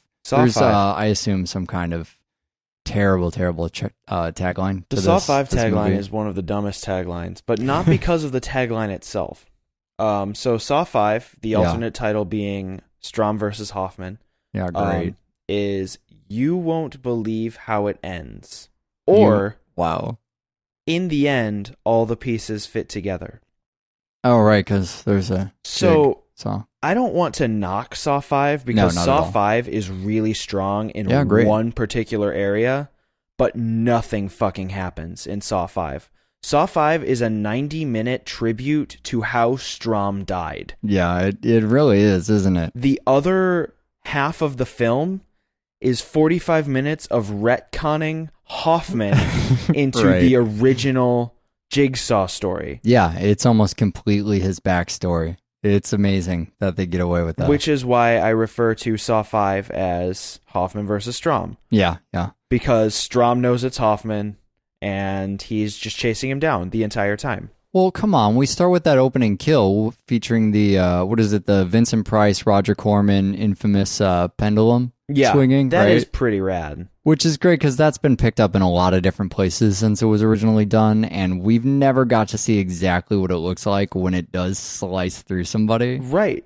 It gets me back into the kills a little bit, as I was getting all sad panda about it earlier. That's another thing that I really like about this film is it's the first time. It's actually a really character-esque gauntlet, as we've so titled. As you will title for the film. I don't know what a gauntlet is. Is that a thing you wear on your arm? No, it's that thing that you could be a wizard, a barbarian, or an archer queen on NES. You've totally lost me. It's 5 people who are all connected to a single horrible event. And the trial, the gauntlet, is designed that they can all survive. Oh, sure, yeah, gauntlet. No, I totally know what you mean. But instead, they're selfish and they've all killed a group of innocent people, so they end up killing each other to the point where they almost all have to die. Well, yeah, you get that fresh room of characters a la Saw 2. You get a survivor pack again, which is a great way to mix that up because, you know, for as much as we say something like nothing actually happens in this, moving the chronology around, or all just trying to add one single thing to the chronology, you get a pack of people, Julia Benz included, who are, we get back to our human dynamic again. Right. And the thing that's different about this is it's the first time that you see Jigsaw pitting people against each other, at least ostensibly. He's actually not pitting them against each other. And when we get later on in the series, the 3D one, that is absolute pitting against each other, and all of them are awesome. Well, wouldn't you say that the first movie was them pitted against each other? I mean, that was what he was trying to set up. I think that he tries to set it up, but I don't think it's a necessity. I don't think that, because I'm thinking of particularly the second trap with the pipes. Okay. Where the bombs are in the corners of the room. Oh, sure. And they need to get the keys to fit the 3 different pipes, and there's 4 of them. Yeah. And he says directly in the tape, sure, 3 of you will survive. You have to choose, you know, who's going to survive. Yeah, and he's essentially saying 3 of you choose who you're going to let die. Yeah, right. It's the first time where it seems like Jigsaw is saying you have to kill somebody. Sure. In order to survive this. Yeah, you're only getting out if somebody dies rather than there being some... He's not, you know, where the first movie, I guess, was him encouraging one person to kill the other as a means of escape. Here, it really seems like, I mean, it's still a trick or whatever, but it's him going, okay, somebody's not leaving this room. You guys figure out what you're going to do about that. You know, what I like about that is this has told me something about myself as a person, too, because my first reaction... Their very first test, I thought, can't we just pause for a second and evaluate if there is a way for one of us to not die in this operation? I mean, that's the first thing I thought is we could all work together through this. Obviously, I'm not one of those people. I'm not in the situation in the moment. But when we talk about what is your gut reaction to a circumstance like this, what does it teach you about yourself or whatever? I guess that's my gut reaction is I kind of go, I mean, I don't know. What do you do in that moment where you see that scene pop up? I don't know. Do you go, could we take turns or what? I mean, you have to have a plan in your head, man. There's something, I know you're playing something. I'm always trying to figure out a way to beat the game. How will I beat the game? And I don't mean beat the game as in win. I mean how to break it. How to break the game. What is it? What's the thing in Star Trek? I don't know. What are you talking about? The Kobayashi Maru. Oh, yeah. Okay, sure. To get around the so-called impossible, right? That's, man, spot on reference for that. No one knows what we're talking. No, people know Star Trek. We don't know what we're talking about. Is the real answer to that. Oh God. The other thing is, we're now playing Cube again, but we're playing it as we demonstrate our fucking misunderstanding of survival of the fittest. Right. It's intervention time. I have had enough of movies and really everybody not fucking getting. So, over time, species with, let's say, advantageous mutations are more likely to pass on their genes. Or, let's all hit each other with broomsticks. Yeah, thanks, Saw. That's what survival of the fittest doesn't mean who can done kill y'all the fastest. Right. It means that on a long enough timeline that there are certain advantages that may show up in one class, making them more fit. And thusly, they will survive out because they will outnumber the old pack that will procreate less. That That's actually what survival of the fittest means. I challenge you to find an example in any film ever where anybody gets that right. Yeah. And another thing that happens in Saw 5 that we absolutely cannot get too far into because of the following film in the franchise. Is it the characters and how I don't understand who any of them are? Well, it's not that. It's that... I like that they had the police scene, by the way, not to totally cut you off here, but they honor the previous officers because at this point, it's a good recap even for myself. I have a hard time keeping any of these characters straight. I'm used to slasher movies having new campers every movie. Yeah. You know what I mean? And this, it's all of these overlapping characters that you didn't pay attention to because you didn't know they'd be important, and now they're leading the film. You can't even remember what their fucking name is. So it's just honoring all the previous fallen officers as if to go, we're about to get into some crazy territory. Let's make sure we're all caught up and that you have these people. These are the people that are dead. You don't need to know who they are, but just so you feel like you're not already 20 paces behind. Right. Here's everybody and their names and their pictures. Sorry, I didn't mean to cut you off. Go ahead. No, I was going to say, going back to the people who are in the traps, it's the first time we get, what did you do wrong? I build condos. Yeah. But, that's true. but before you go and say, hey, wait a second, that's not actually a bad thing, it turns out that the 5 of them together burned 8 people alive. Yeah, that's true. So at the end of the day, they just didn't realize what they did wrong. They just assumed. Apparently, Julie Benz felt bad that she built condos. She thought that was bad enough for Jigsaw to make her slice her hand open. Well, I mean, this is, several days into the Saw incidents. So at this point, we've basically ridded the earth of all the bad people. Yeah. They're every last one of them. We killed all the things. And now we're just killing people of, let's say, dubious moral integrity. Not even dubious. I mean, honestly, grants permits to people who might not deserve it. Sure. That's or knocks down projects so we can build nicer condos. But you're right, they do. Well, and if you want to talk about dubious moral integrity, here comes fucking Hoffman. Sure. Right? Yeah, let's get to the bottom of the big question, because our B-story characters, they all learn something at the end. Yeah. They hold hands, the 2 hands they still have left. And I think it's cool that we see all of those characters go through their own mini arc and kind of learn something about, we shouldn't be so fucking selfish. It's nice how that happens even after they slaughter themselves, because we're getting used to Saw going, oh, wait, you didn't learn anything and you're miserable and now you die.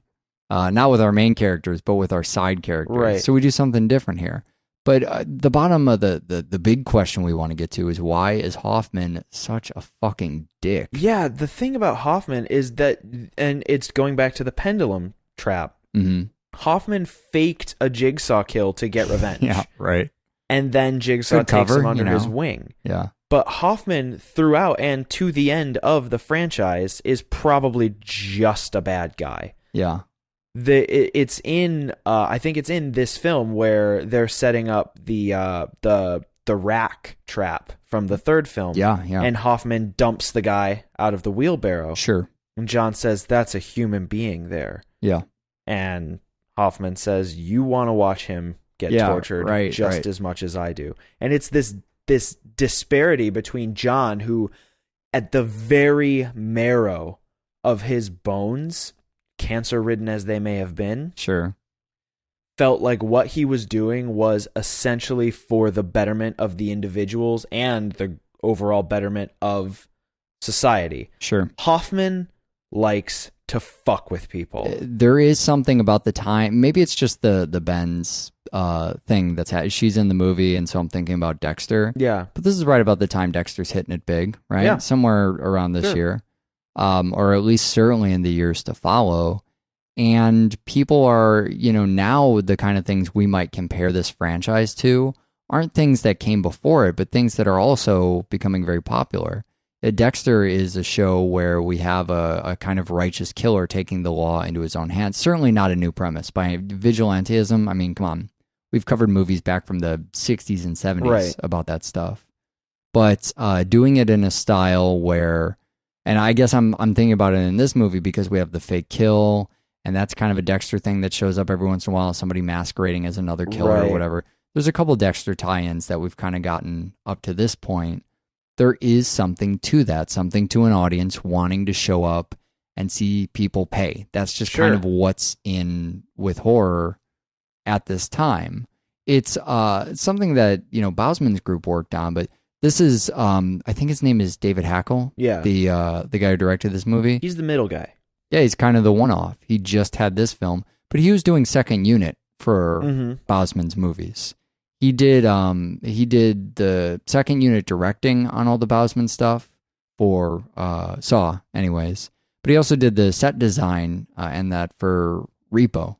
So he's worked on a lot of that stuff with Bousman before, worked on a lot of the Saw stuff, and then he's coming in to direct this one. It's a hard position for him to be in to tell this particular story, because it's an even harder sell for a movie to say that there was someone, we had Amanda. We had there was actually someone helping him before the Michael Emerson character, before Zepp was helping him, or during when Zepp was helping him. But now we have the harder sell for the movie to say there was someone helping him before the last fucking person we just did this with. It might be difficult to remember, as you were talking about, but John has been sick as long as we've known him. Yep. I mean, the first real tape we get has him coughing on it. It's one of the first things we learn about the killer at all. The very first time we even see John, he's in a hospital bed, right? So he's a very sick man, and as they say, he's an engineer. He's not the muscle. So it makes sense that we have this other guy around. And it allows the dynamic of who the killer is and what he wants to change over time. Well, and it also kind of toys with this idea of it's kind of a miscreant version of utopia. You have this idea, and it's perfect and pure. I mean, it's fucked up because there's murder involved. Yeah, right. But you have this perfect, pure idea that is 100% for a positive change. Yeah. And then it gets into somebody else's hands, and they think, well, but this particular person didn't deserve to be reformed. Sure. And then it lands in Hoffman's hands, and he doesn't even really grasp the idea. He likes doing fucked up things. A little bit of what is it? Ultimate power corrupts absolutely. Something to that effect. Absolute power corrupts. Absolute power corrupts absolutely. Yeah, it's a little bit like that, and a little bit like Telephone. Yeah. No, I totally agree with you. I think you're spot on with that. I mentioned the remix stuff quite a bit before. So in this movie, Klauser did the score. He's still doing the score every time, and it's an original score. But it's only maybe 3/4 of it that's newly written for this film. A good portion of it is remixes of stuff that he's done or alternate versions, reworking tracks from the previous two movies, and starting to use a lot of the cues in the music, a lot of the sound design in the music. So it was another one of the unreleased scores, but it's also a score that not a lot of the material is new off of it. It's actually, hey, we've had the same guy scoring a lot of the previous movies. Let's literally just take tracks from those movies and use them again. And we'll see that in the next Saw, which is Saw number 6. Now, when we're talking about Saw 6 for Clouser, I mean, that was his most recycled score yet. It was, he was working on Stepfather at the time, and probably a couple other music projects too, although it's a lot easier to kind of look up his filmography than figure out what albums he was engineering at the time. But for whatever reason, in this tiny block of films, specifically the 5th and now the 6th one, he's just working on so many other things. I guess he doesn't have time for it. So he does this score, and I mean, the stuff that is new to this score, even more recycled than the stuff from the 5th score, but the stuff that is new is great. It's this kind of, the song Flesh is a good example pretty early in the movie. It's a driving, just banging, heavy fucking machine track. That's probably the one that goes on during that first scene, the Pound of Flesh. Right. With the Scream Queens chick. Yeah, absolutely. And then leads over into a bit of the next scene. So there's two taglines. This is the game comes full circle, or trust in him. And now here's why I wrote both down, even though one was clearly the actual tagline. Okay, which I one wrote was that? down trust in him because this is the one where Jigsaw gets fucking preachy, and the whole movie, you got really mad because the whole movie seems to be going, look, Jigsaw's got a point today.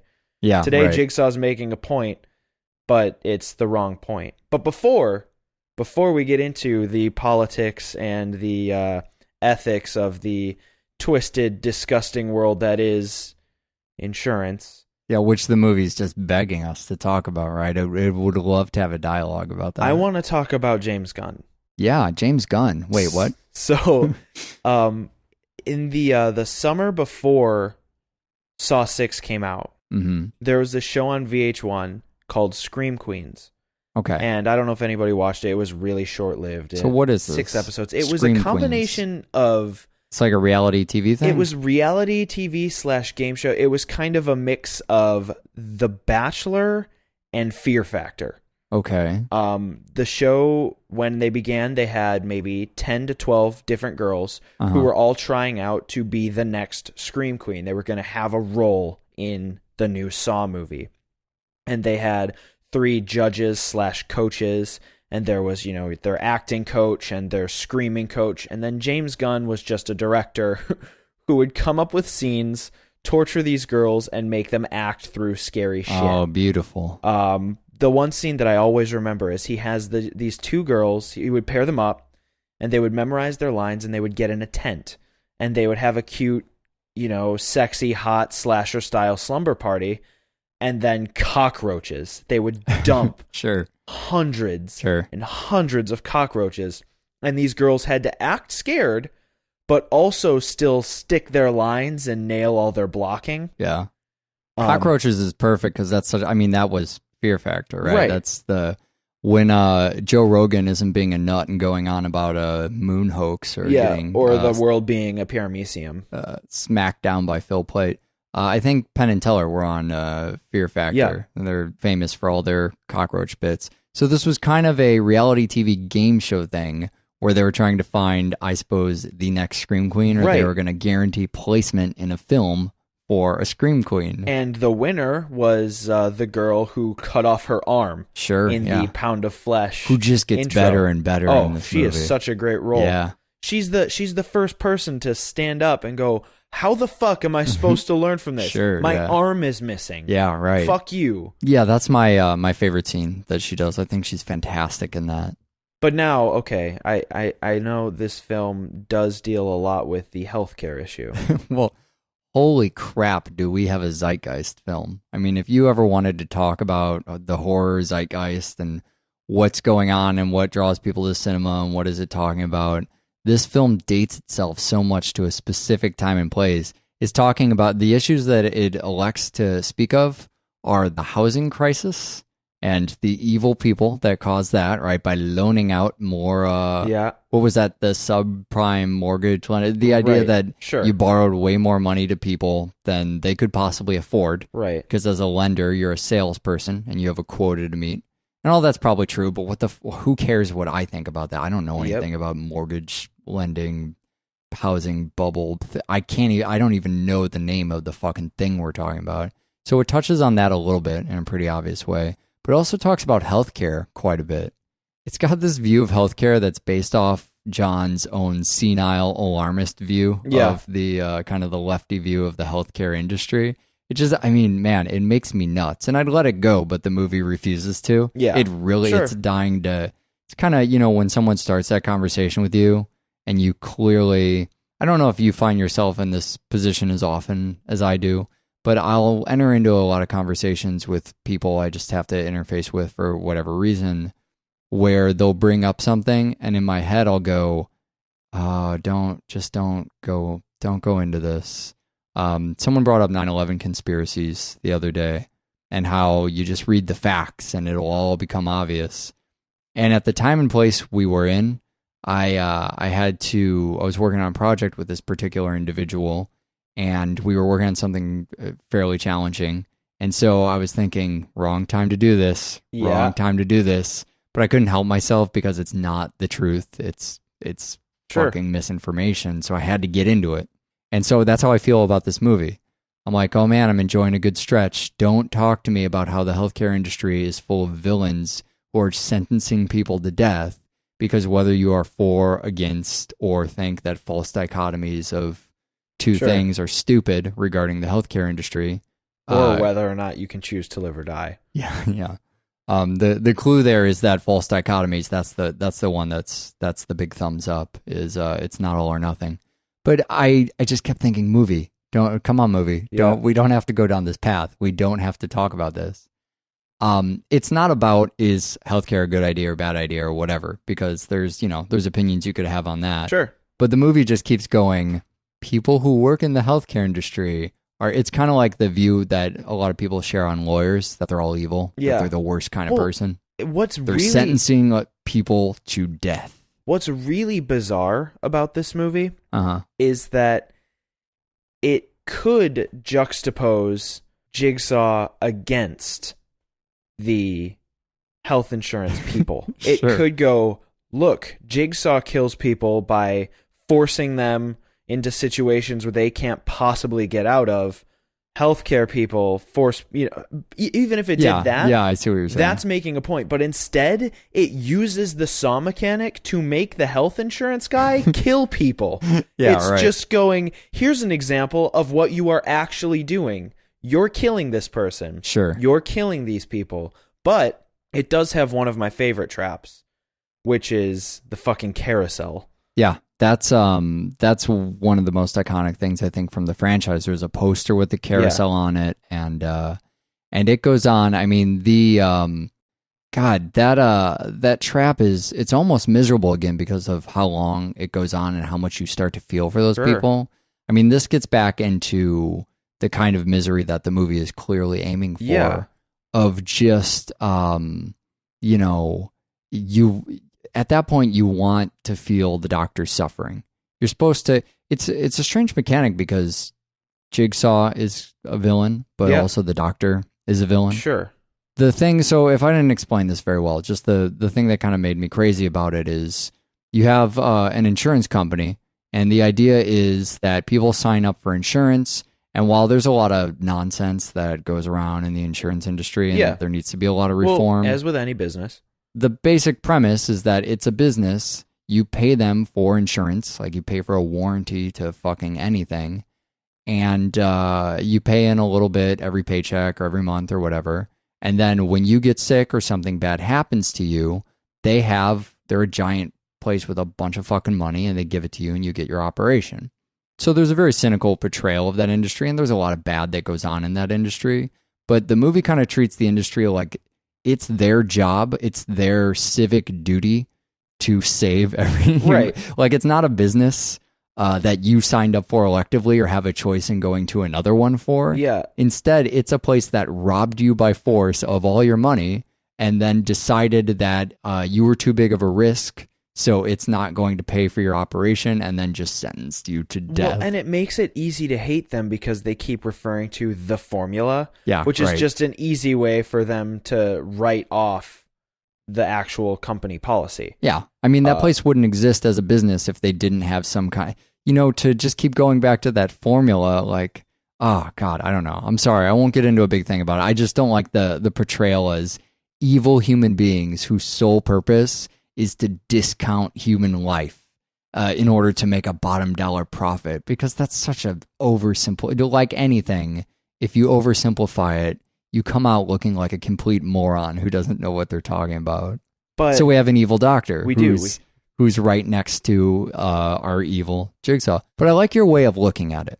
That's what allows me to kind of put a spin on this movie that I enjoy, is that you have him cast in everyone's mind, or at least in John's mind, as here's the evil guy who makes choices about whether or not people live or die in order to save money. And then when you have him put in a situation where he has to actually fucking execute people, the movie's probably trying to go, yeah, this is just a real world version of the trigger he's pulling each and every day where he doesn't have to clean up the mess. But in my mind, I watch this and I go, look how much different this is than him sitting in an office going, I'm sorry, you don't meet the quota that you fucking signed up for when you got this insurance policy. Yeah.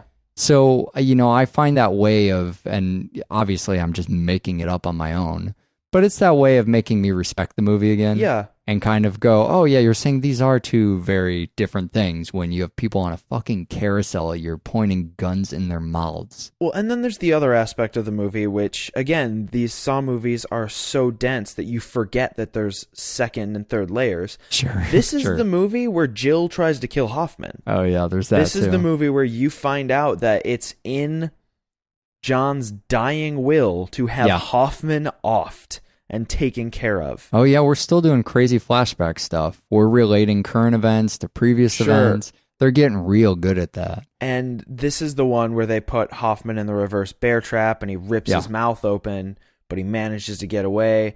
And you're just sitting there wondering why they ever even use the reverse bear trap, because it really doesn't seem to be an effective killing tool. Never quite works, but it looks so good on their head.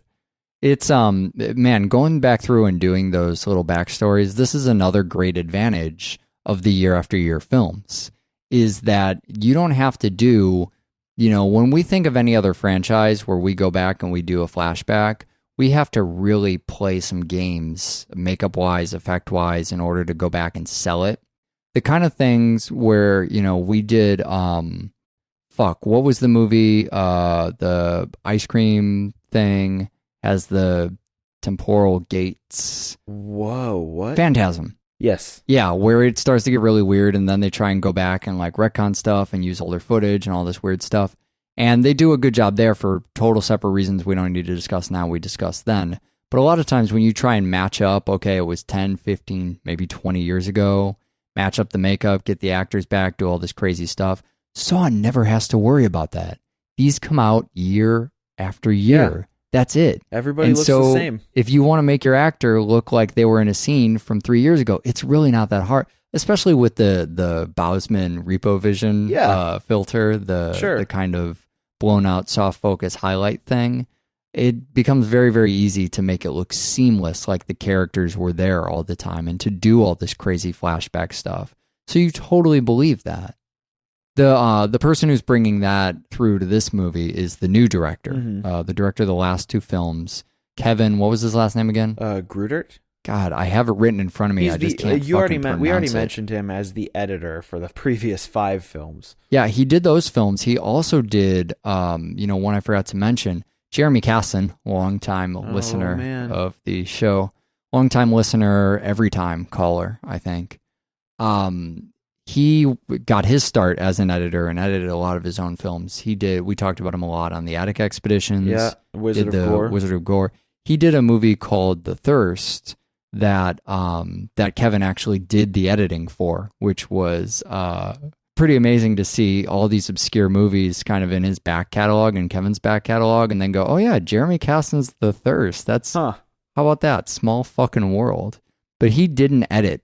Kevin didn't edit this movie. This is where he actually stepped away from editing and then started doing the directing.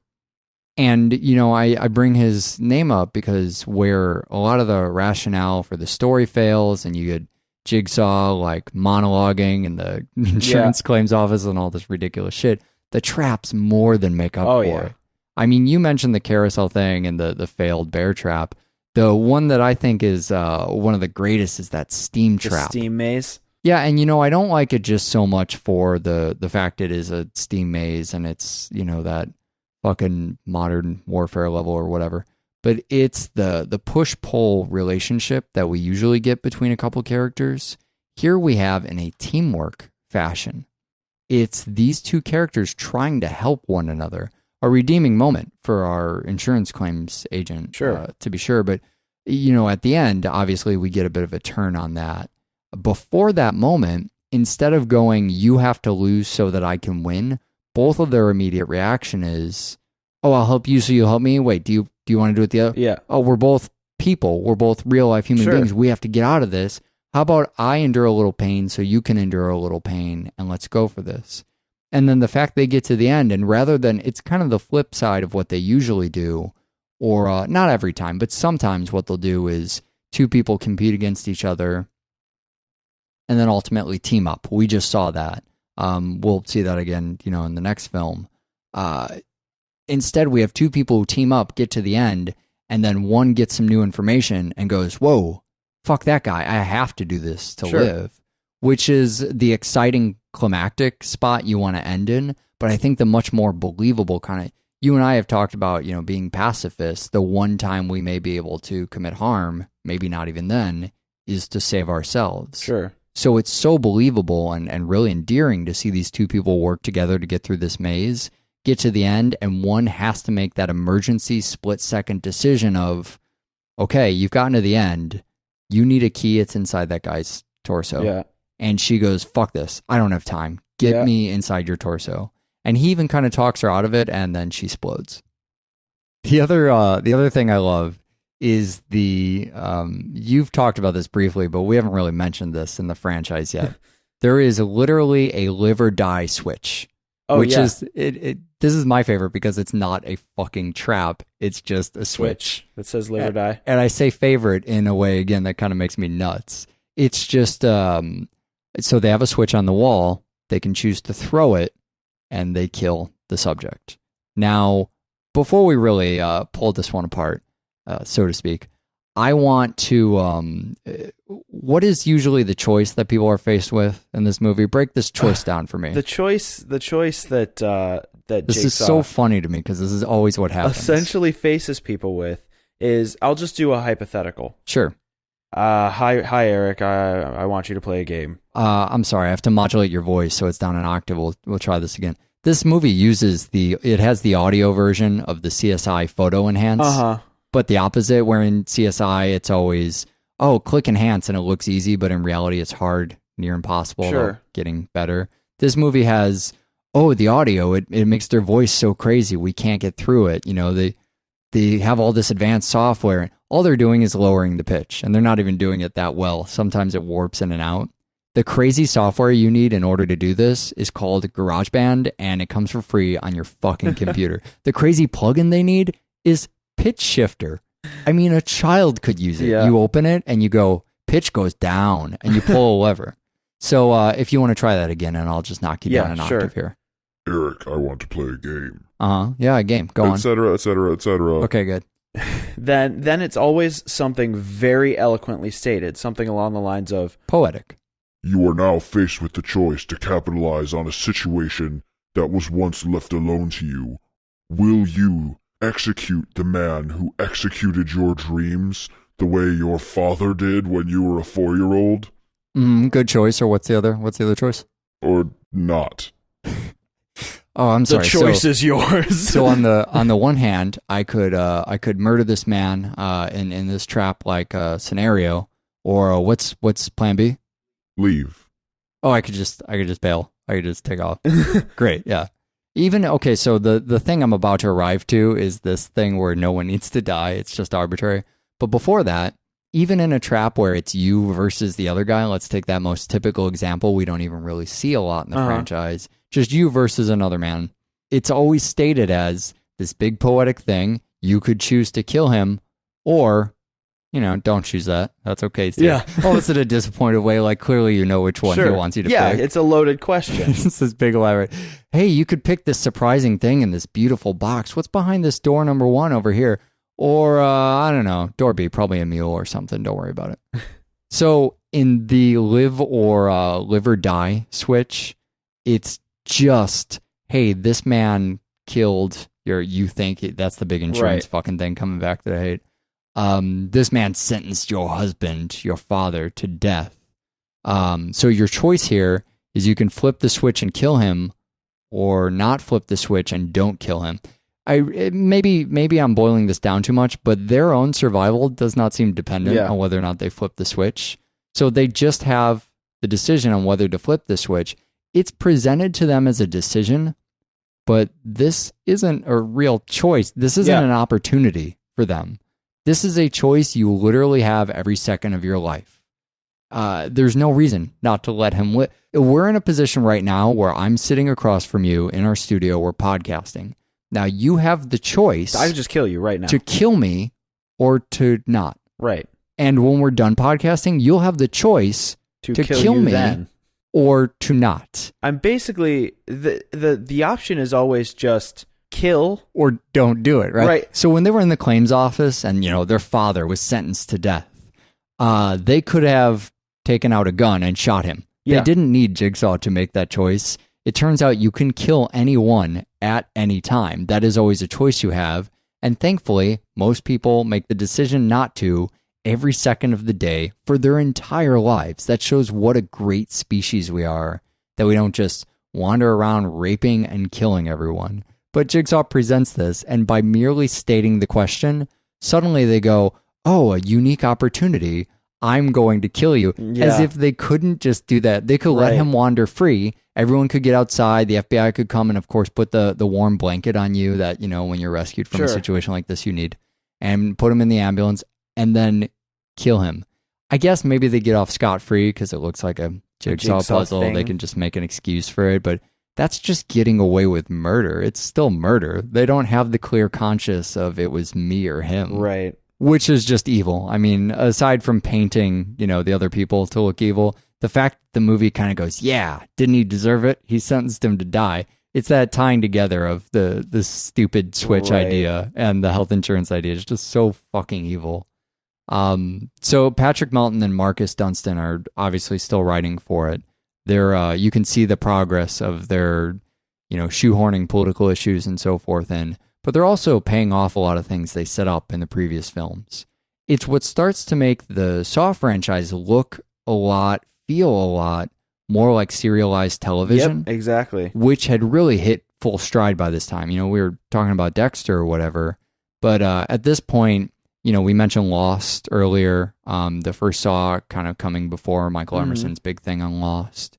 But Lost around that time and Heroes and then, all that Abrams stuff coming out and Flash Forward and all of these shows that kind of had an element of mystery, but then some kind of canon to them. Right. Even shows like The Office around that time were starting to develop. You have to see every episode. Every fucking show on TV had previously on this show because you have to watch every episode. People want serialized television due to, in part, I think, the proliferation of things like the DVR and Hulu and Apple TV and Netflix, where you could watch. People weren't just tuning into cable and seeing whatever's on. Now we're watching, we sit down, we have a show we're working through. Sure. We watch every single episode of the show. This is just another great thing about Saw, is that they realize we have a movie coming out every year. Of course we're going to make another one of these movies next year. Let's pay everything forward. Let's just keep building up little things that we can then pay off next time.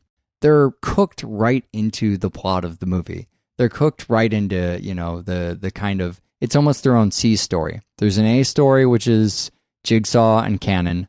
There's a B story, which is Survivor Pack or Survivor Person or whatever that's only tangentially related or tied in at the end. And there's a C story of it, not even a story, but a collection of bizarre scenes that we will bring up later and make a huge deal out of them. Yep. As if these last couple movies, the last 3 or 4 Saw movies, it's not just Saw 4, 5, 6, 7. It's like Saw 4 part 1, 2, 3, and 4. Right. You know, we're really planning to do more of these. For a movie that ends in a fairly neat but wanting more place of that trap that Right. kind of Sure. he gets out of. He breaks it. We never really see anybody successfully break that. I mean, I guess we do a little Yeah. bit. There's always repercussions to breaking the traps. It was such a triumphant moment for me to see somebody just go, well, fuck this. I'm not going to die in this. I'm going to, Yeah. I like that idea like you do of, well, how do I break the trap? Yeah. I'm going to bend it on these bars or something.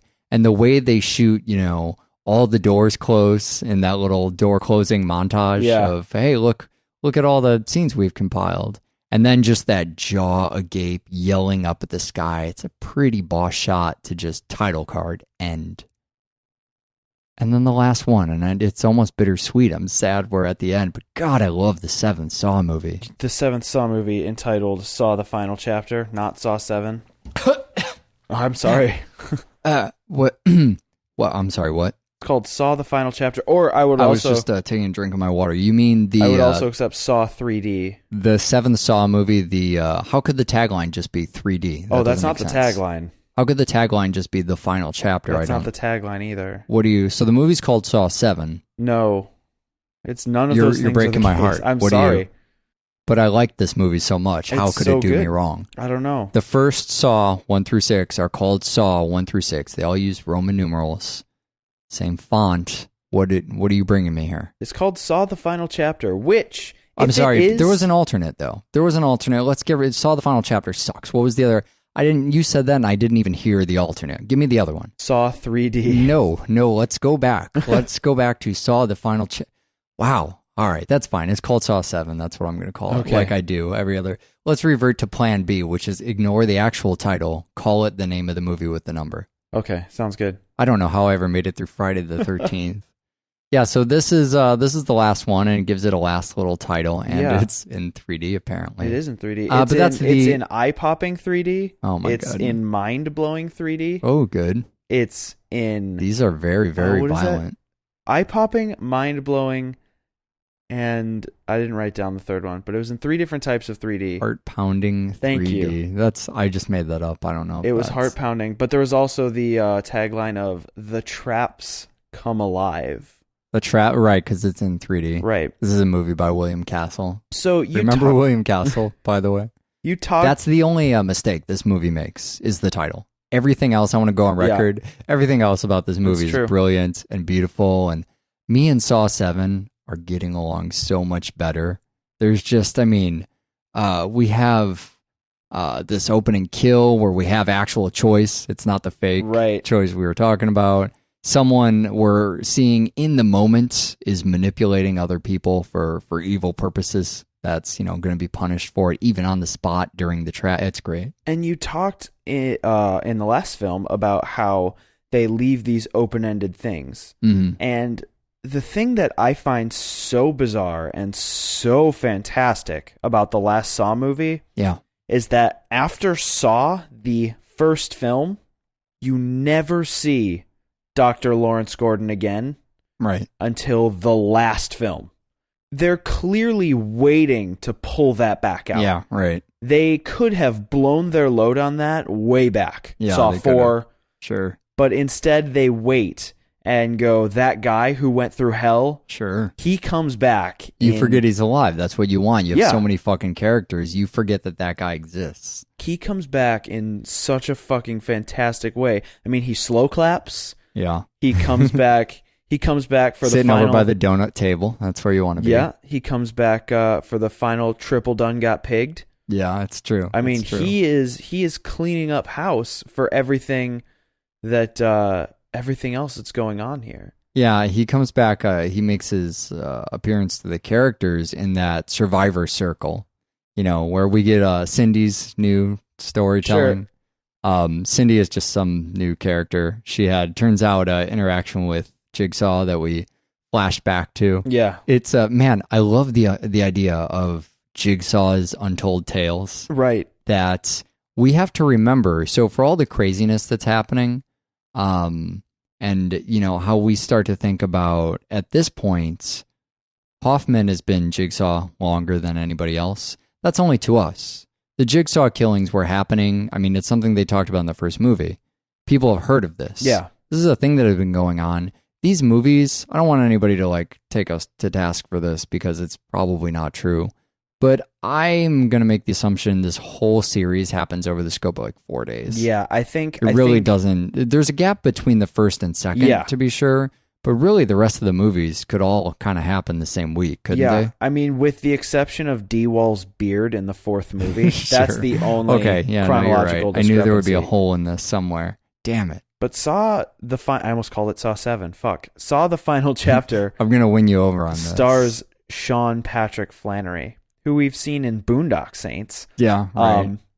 But he plays this role that I have been dying to see since the second Saw movie, which is some dick who's capitalizing, pretending he survived a jigsaw puzzle. Well, he's pretending he's part of the Untold Tales. Yeah.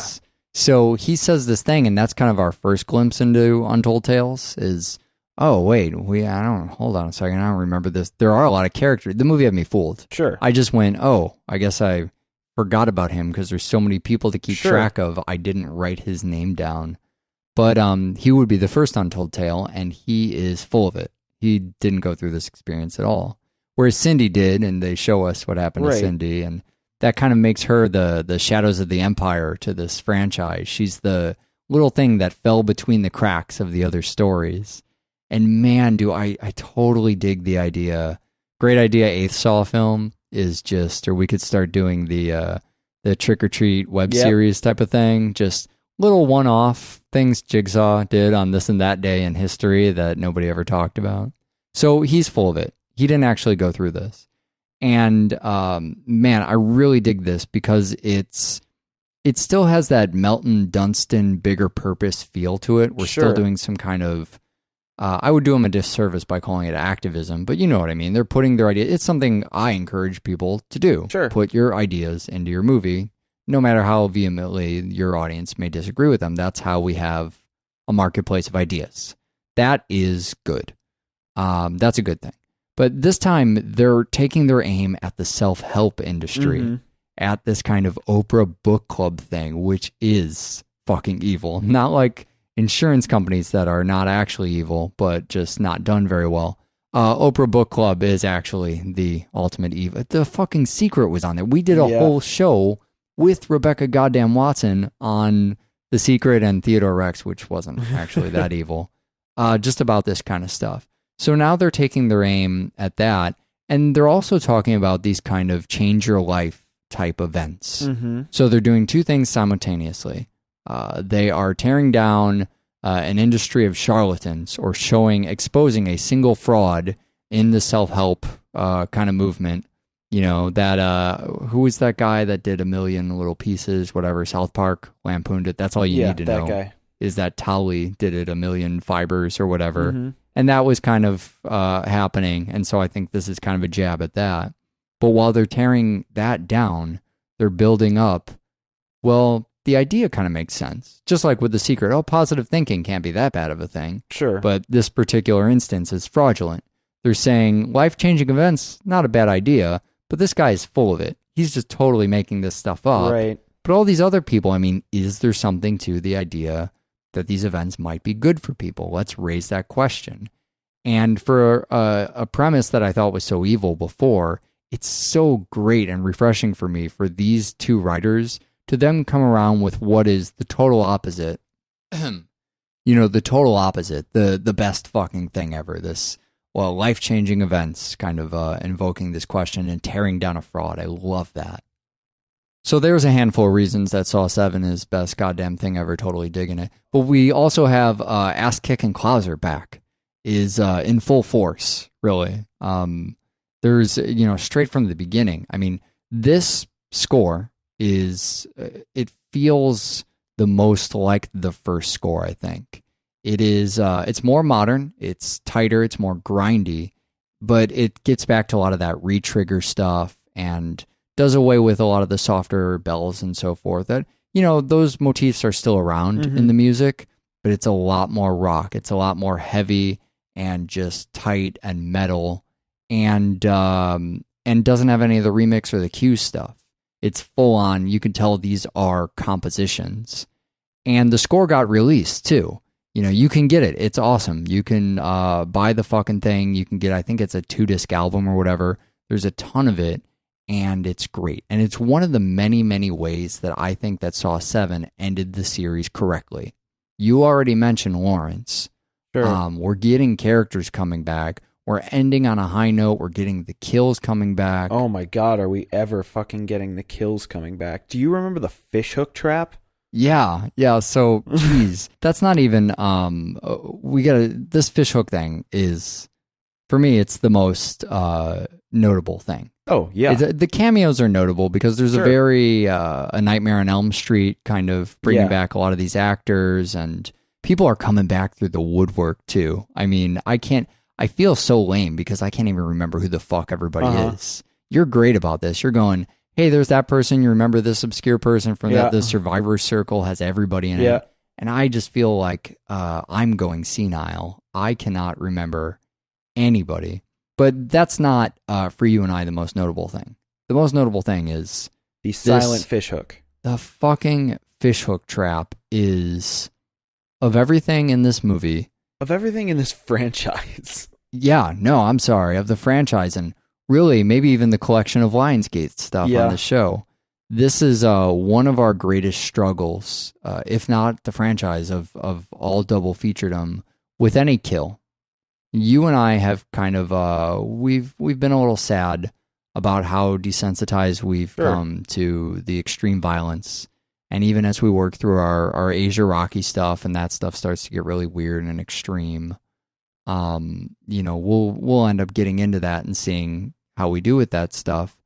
But for the most part, we have to go to this American splat pack stuff in order to get violence that really. And a lot of times, we're more about the ideas there. Yeah. We like old school American horror, but it doesn't necessarily make us squirm as much as it does most people. Well, and the thing that's fucking bizarre about this trap is they tell you what's going on, right? Yeah. They say there's a fishhook with a key down in her stomach. Sure. If she screams... They show you an x-ray. Yeah. And if she screams, her throat's going to get pierced. Yeah, right. They explain that to you. The then execution of that, I'm sorry... is do it. The way they play that out is they have her put a string in her mouth and he pretends it's hard to pull it out, and we sit there trying to puke the fishhook out of our own body. God, because it's one of I think I heard your pizza come up as you gag on that a little bit. I mean, my stomach felt knotted in a way that if you've ever been dry heaving for a couple minutes, I don't know if you get quite the same feeling from vomit. I'm not a vomity person, so I don't drink, right? So I don't have the experience of vomiting a lot.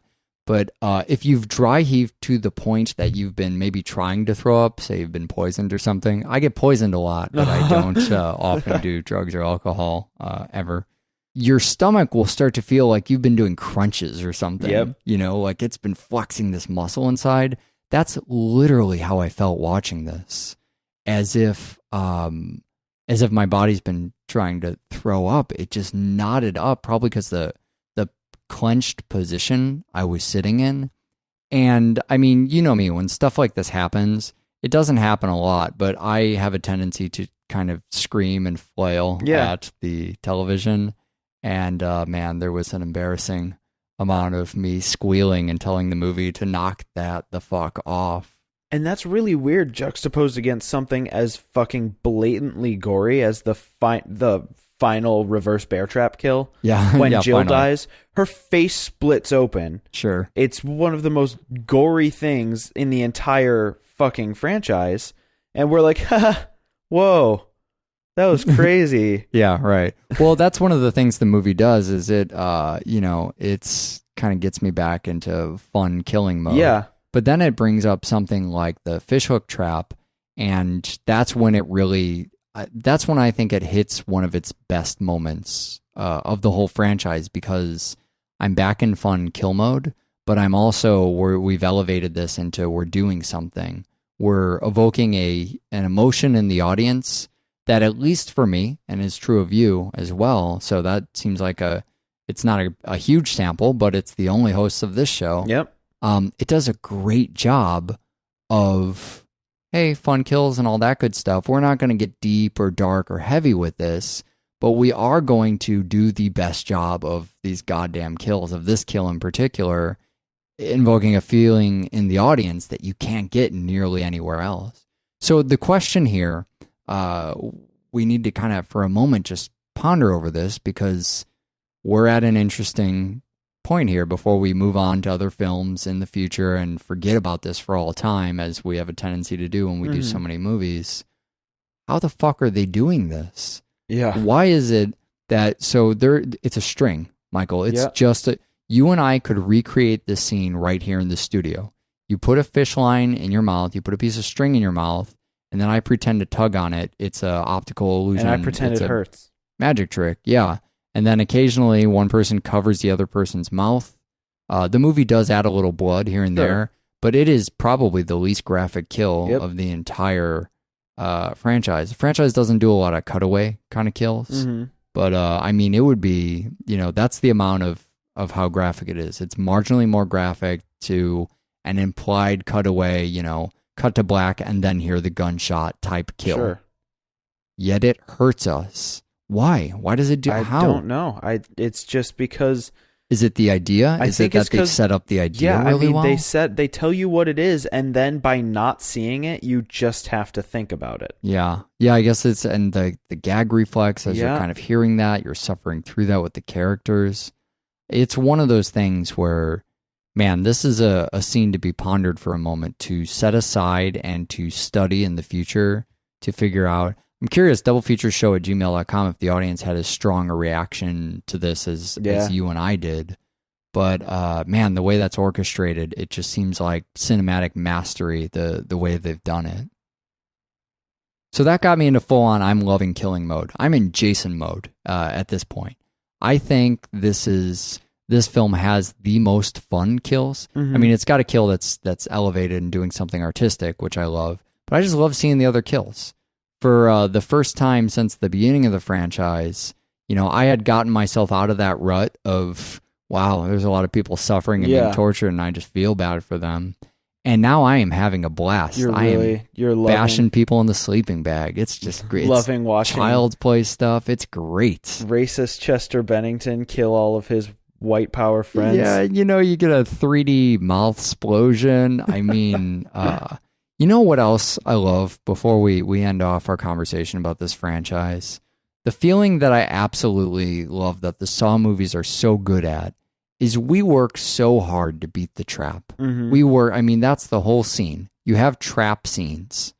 The kind of scene that Bousman joked in Repo about, having the bug needle, whatever scene that he realized he wrote and was just writing Saw into Repo and had to cut out of that. I think we talked about that on the Repo show. I don't remember. But those are the kind of scenes you write for a movie like Saw. You write little trap scenes, little vignettes almost. And what you do in the scene is you have these characters work hard to beat the trap, and then you have some kind of resolution at the end. A payoff, they get away, whatever happens. And so often in the Saw franchise, I guess every time things don't work out for our characters, we do the work to beat the trap, and we are there sweating and bloody and disgusting with these characters, and we've made these moral, maybe regrettable choices that'll fuck us up the rest of our lives. We've gone as far as, like we once said on the Rocky films, selling out, but then only coming to find that it was for nothing and you just embarrassed yourself. That's what Saw will do. When you fail one of these traps, you've gone through everything you have and you've scarred yourself forever. And then sometimes you have brutal failure. You just blow up at the end. Or you've sacrificed something personally yourself. You've given a limb to help another human being out. And at the very last second, they just die anyways. And it's just this, oh man, the kind of brutal failure, like the blindfolds plank walking. We go through this tedious edge of your seat scene to make our journey all the way across, get to the very end, almost beat the level, and then we fall in the pit at the end.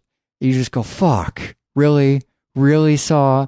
And it's just this great moment where Saw fucking smacks you down, and it does it so well. And all the time. Well, and the great thing is it does it often enough to go, that's a Saw thing, but it doesn't always do that. Right. Because if it always did it, we would know. We wouldn't get invested. Sure. We would go, oh, I don't care. They're just going to die. That's going to at the be, end. I think, a little bit more in line with the next Killapalooza. Oh, that's exciting. Yeah, the fact that you never know what's going to happen at the end, it makes it, you never know if the trap will work or not.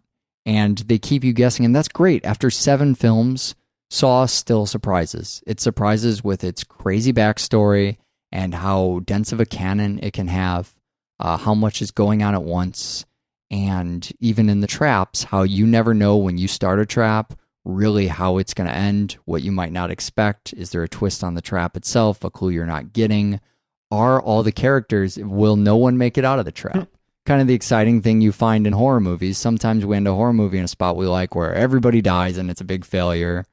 And that happens every 10 or 15 minutes in Saw. You have the opportunity for colossal fucking failure. Wow, that was a lot of Saw. Feel like a champion? I feel a little bit like a champion, but I don't want to say that out loud. No. Saw is, if we could do a brief recap, give me a spoiler-free summary, each film, which was what film, so people can keep them in order. All right. Saw 1 is stuck in a bathroom. Yes. Saw 2 is party in a house. Starts the Bosman stuff. Saw 3, oh man, that's hard to say without a spoiler.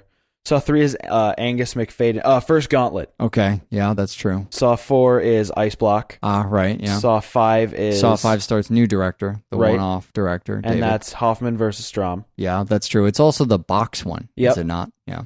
Saw 6 is Health Insurance. Yeah, yeah, that'll be an easy way to remember that. And Saw 7 is 3D. Saw 7 is Saw 3D, and maybe the more modern, fun, action-packed version, It's but almost- strangely the one that pays best tribute Saw to 7 it. is almost as if they had rebooted the franchise right at the end.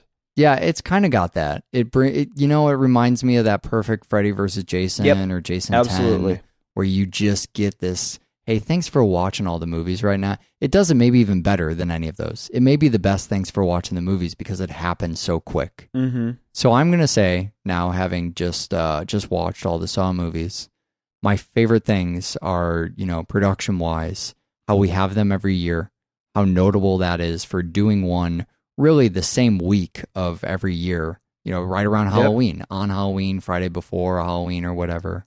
Always coming out with one almost anthology style, starting to write in crossovers between the two. I mean, I would really champion the franchise for that. Even if you're not interested in the content of it at all. Right. If you're the kind of person who likes Killapaloozas and the studies of slasher franchises, this really, I mean, Lionsgate, the producers, Juan, everybody seems to have done an incredible job of knowing what a horror franchise or a slasher franchise is. Right. And then bringing all the best pieces together in a modern format, in a format that brings together serialized stuff, has mystery stuff. And this is all totally independent from the content of what actually happens in the films or any other writing. It's just interesting to say, you know what, it reminds me of, you and I, after doing all of these Saw movies, after doing hundreds of goddamn movies on the show, we still couldn't put together a movie to save our lives. But as we sit here and armchair speculate what our own franchises might be like, this is something that I think we could be good at, is the production and going, you know what? We're in a modern setting. What if we could, best case scenario, we'll have one every single year. We'll get all the same actors back. We'll rotate around the people who make the film, because that's what you do in a slasher franchise. But we'll have enough crossovers that you never feel like this is a distinct line where it's no longer Camp A, it's now Camp B. And Saw accomplishes all those things and more. Way to go, Saw. Hell yeah. So we have a website. The only website you need this time, honestly, is donate.doublefeatureshow.com. If you could help us out with that server thing, we're going to go halfway. We're hoping the audience goes halfway. We're going to say that we got $200 for it, and hopefully the audience can sum total together, drum up $200, and then we can at least eliminate the server, the biggest piece of our constant failing equipment, right out of the mix. Donate.doublefeatureshow.com. The main website will have the Saw page with all the extra goodies, including the MP3 version of this uncut episode, I guess. You guys, I mean, if you want uncut episodes, doublefeatureshow@gmail.com. I think they just sound like crappier versions of the actual episodes, but that's totally fine. It was a way to kill 9 hours of your day. There's also a Facebook page, and you can leave us a review on iTunes. We mentioned iTunes a lot as having all the Saw films. So if we didn't spoil them too terribly and you still want to go back and see every one and you didn't do that, go on iTunes and fucking grab the HD version. Yeah. And I had such a good day doing these. It was weird for us because we always like to think of double features as midnight things. Yep. But we started Saw with, bagel breakfast in the morning, had some coffee, David Lynch style, mug of black coffee, and just, hey, let's turn on Saw and enjoy the rest of our day. And they're all an hour and a half. God, Saw, so good. What are we doing next time on the show? All right, next time, and I need to preface this, we're going to cover more Shawnee Smith. We can't talk about her anymore. I think Shawnee Smith was amazing. Bravo, Shawnee Smith. So we're going to do a good job in here. We're going to do The Blob. We're going to do the 80s version of The Blob. Great. And we're going to pair that with Mars Attacks. Perfect. Some invaders from outer space. Watch more fucking film. Bye. Done got pigged.